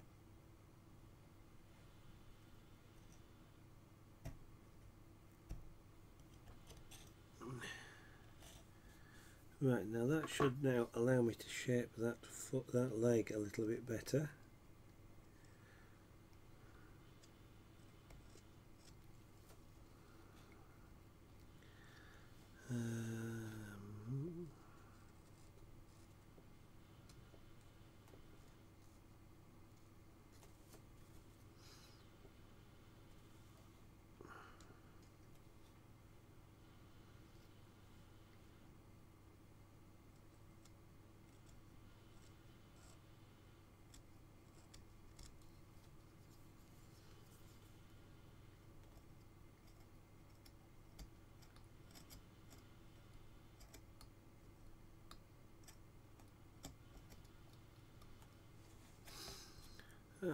That's not so bad. That foot's still a bit too chunky around there.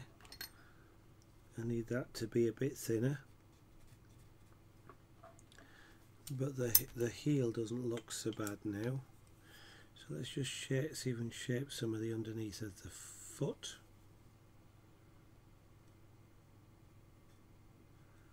Just apply some rounding to it.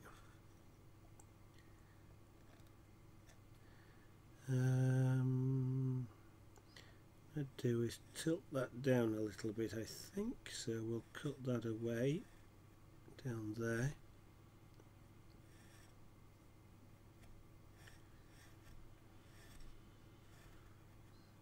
It's really bent back probably a bit too much.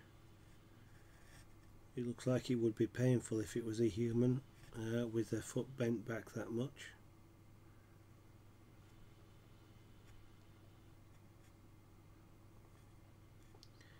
Now maybe dragons' joints and bones allow for that, but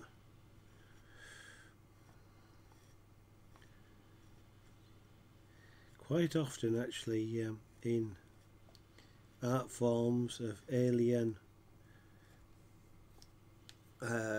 beings, the amount of time that human body geometry is used, because otherwise it just looks so wrong, is quite amazing.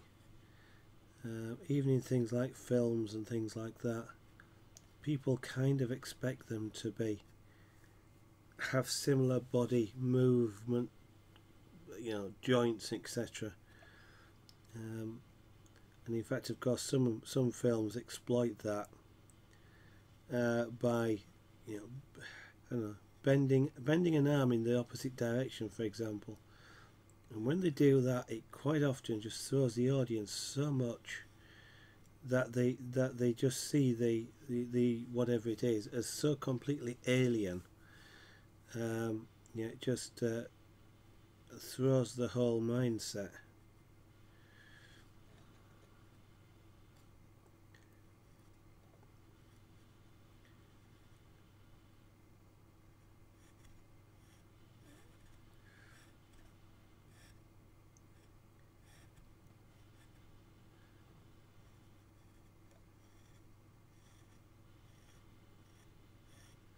Okay, well that's rounded a little bit there. The heel wants rounding off, but I tell you what, I've had enough for tonight. It's now 20 past 10. My throat is starting to feel a little bit uncomfortable. I've been talking for several hours today, and I'm also a little bit warm. My wife would, you know, there are times when I wish I could exchange temperature with my wife, because like she's cold at the moment and I'm warm. It would be nice to be a bit cool. Dear. And quite often, sometimes it's the other way around. I'm cold and she's hot, but not so much these days. But anyway, I think I've had enough carving for tonight, so I'm just going to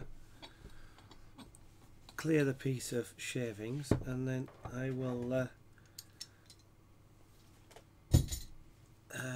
use a suggestion that was prompted by AD Fall Guy earlier on, when he suggested that it was amazing to see when I held up the dragon all the curves and shapes. So I shall do that in just a moment. And what I'll do is let's just tap out the incidentally, what I just did there, some of these areas, if they were hanging, that would have been enough to break some of them off. So let me just zoom this camera back out as far as it will go at the moment, and try and get you a bit better light, but just give you an idea of I think I might throw the autofocus on for this one. Give you an idea what it looks like. Mind you, the autofocus may still have a problem, but the shadows should help you see some of the shapes that are involved here. Bubbles the Monkey, thank you very much. Or were you just having a sarcastic comment about me being warm? No, I know what you meant, don't worry. When we've almost finished this, what we will do is undercut these areas here around the wings. We'll undercut them, and if I undercut them, what will happen is you'll get a shadow like that you can see here now across the top, but you'll get it at a bit more of a shallower angle, and what that of course gives you the impression is that that wing is separate from the background, and it will make the piece sort of stand proud more than it currently does at the moment, with having this great big solid block of wood that's there.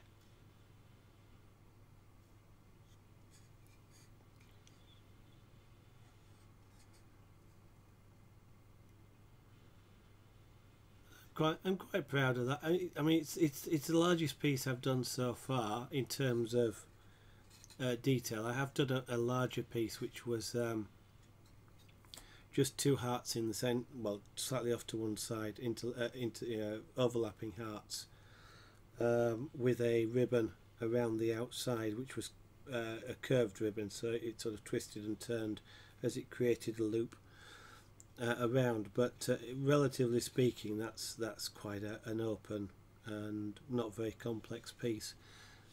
This is by far the largest complex piece I've done so far, so it's taking me a lot of time, which is because I'm not an experienced carver, but I am, and I've made quite a few mistakes, but I am quite pleased with it.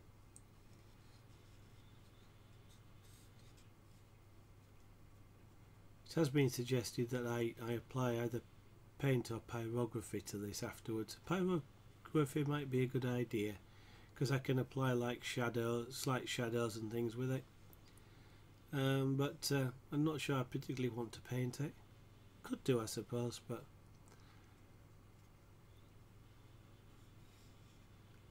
I am sort of a fan of the natural state of the wood.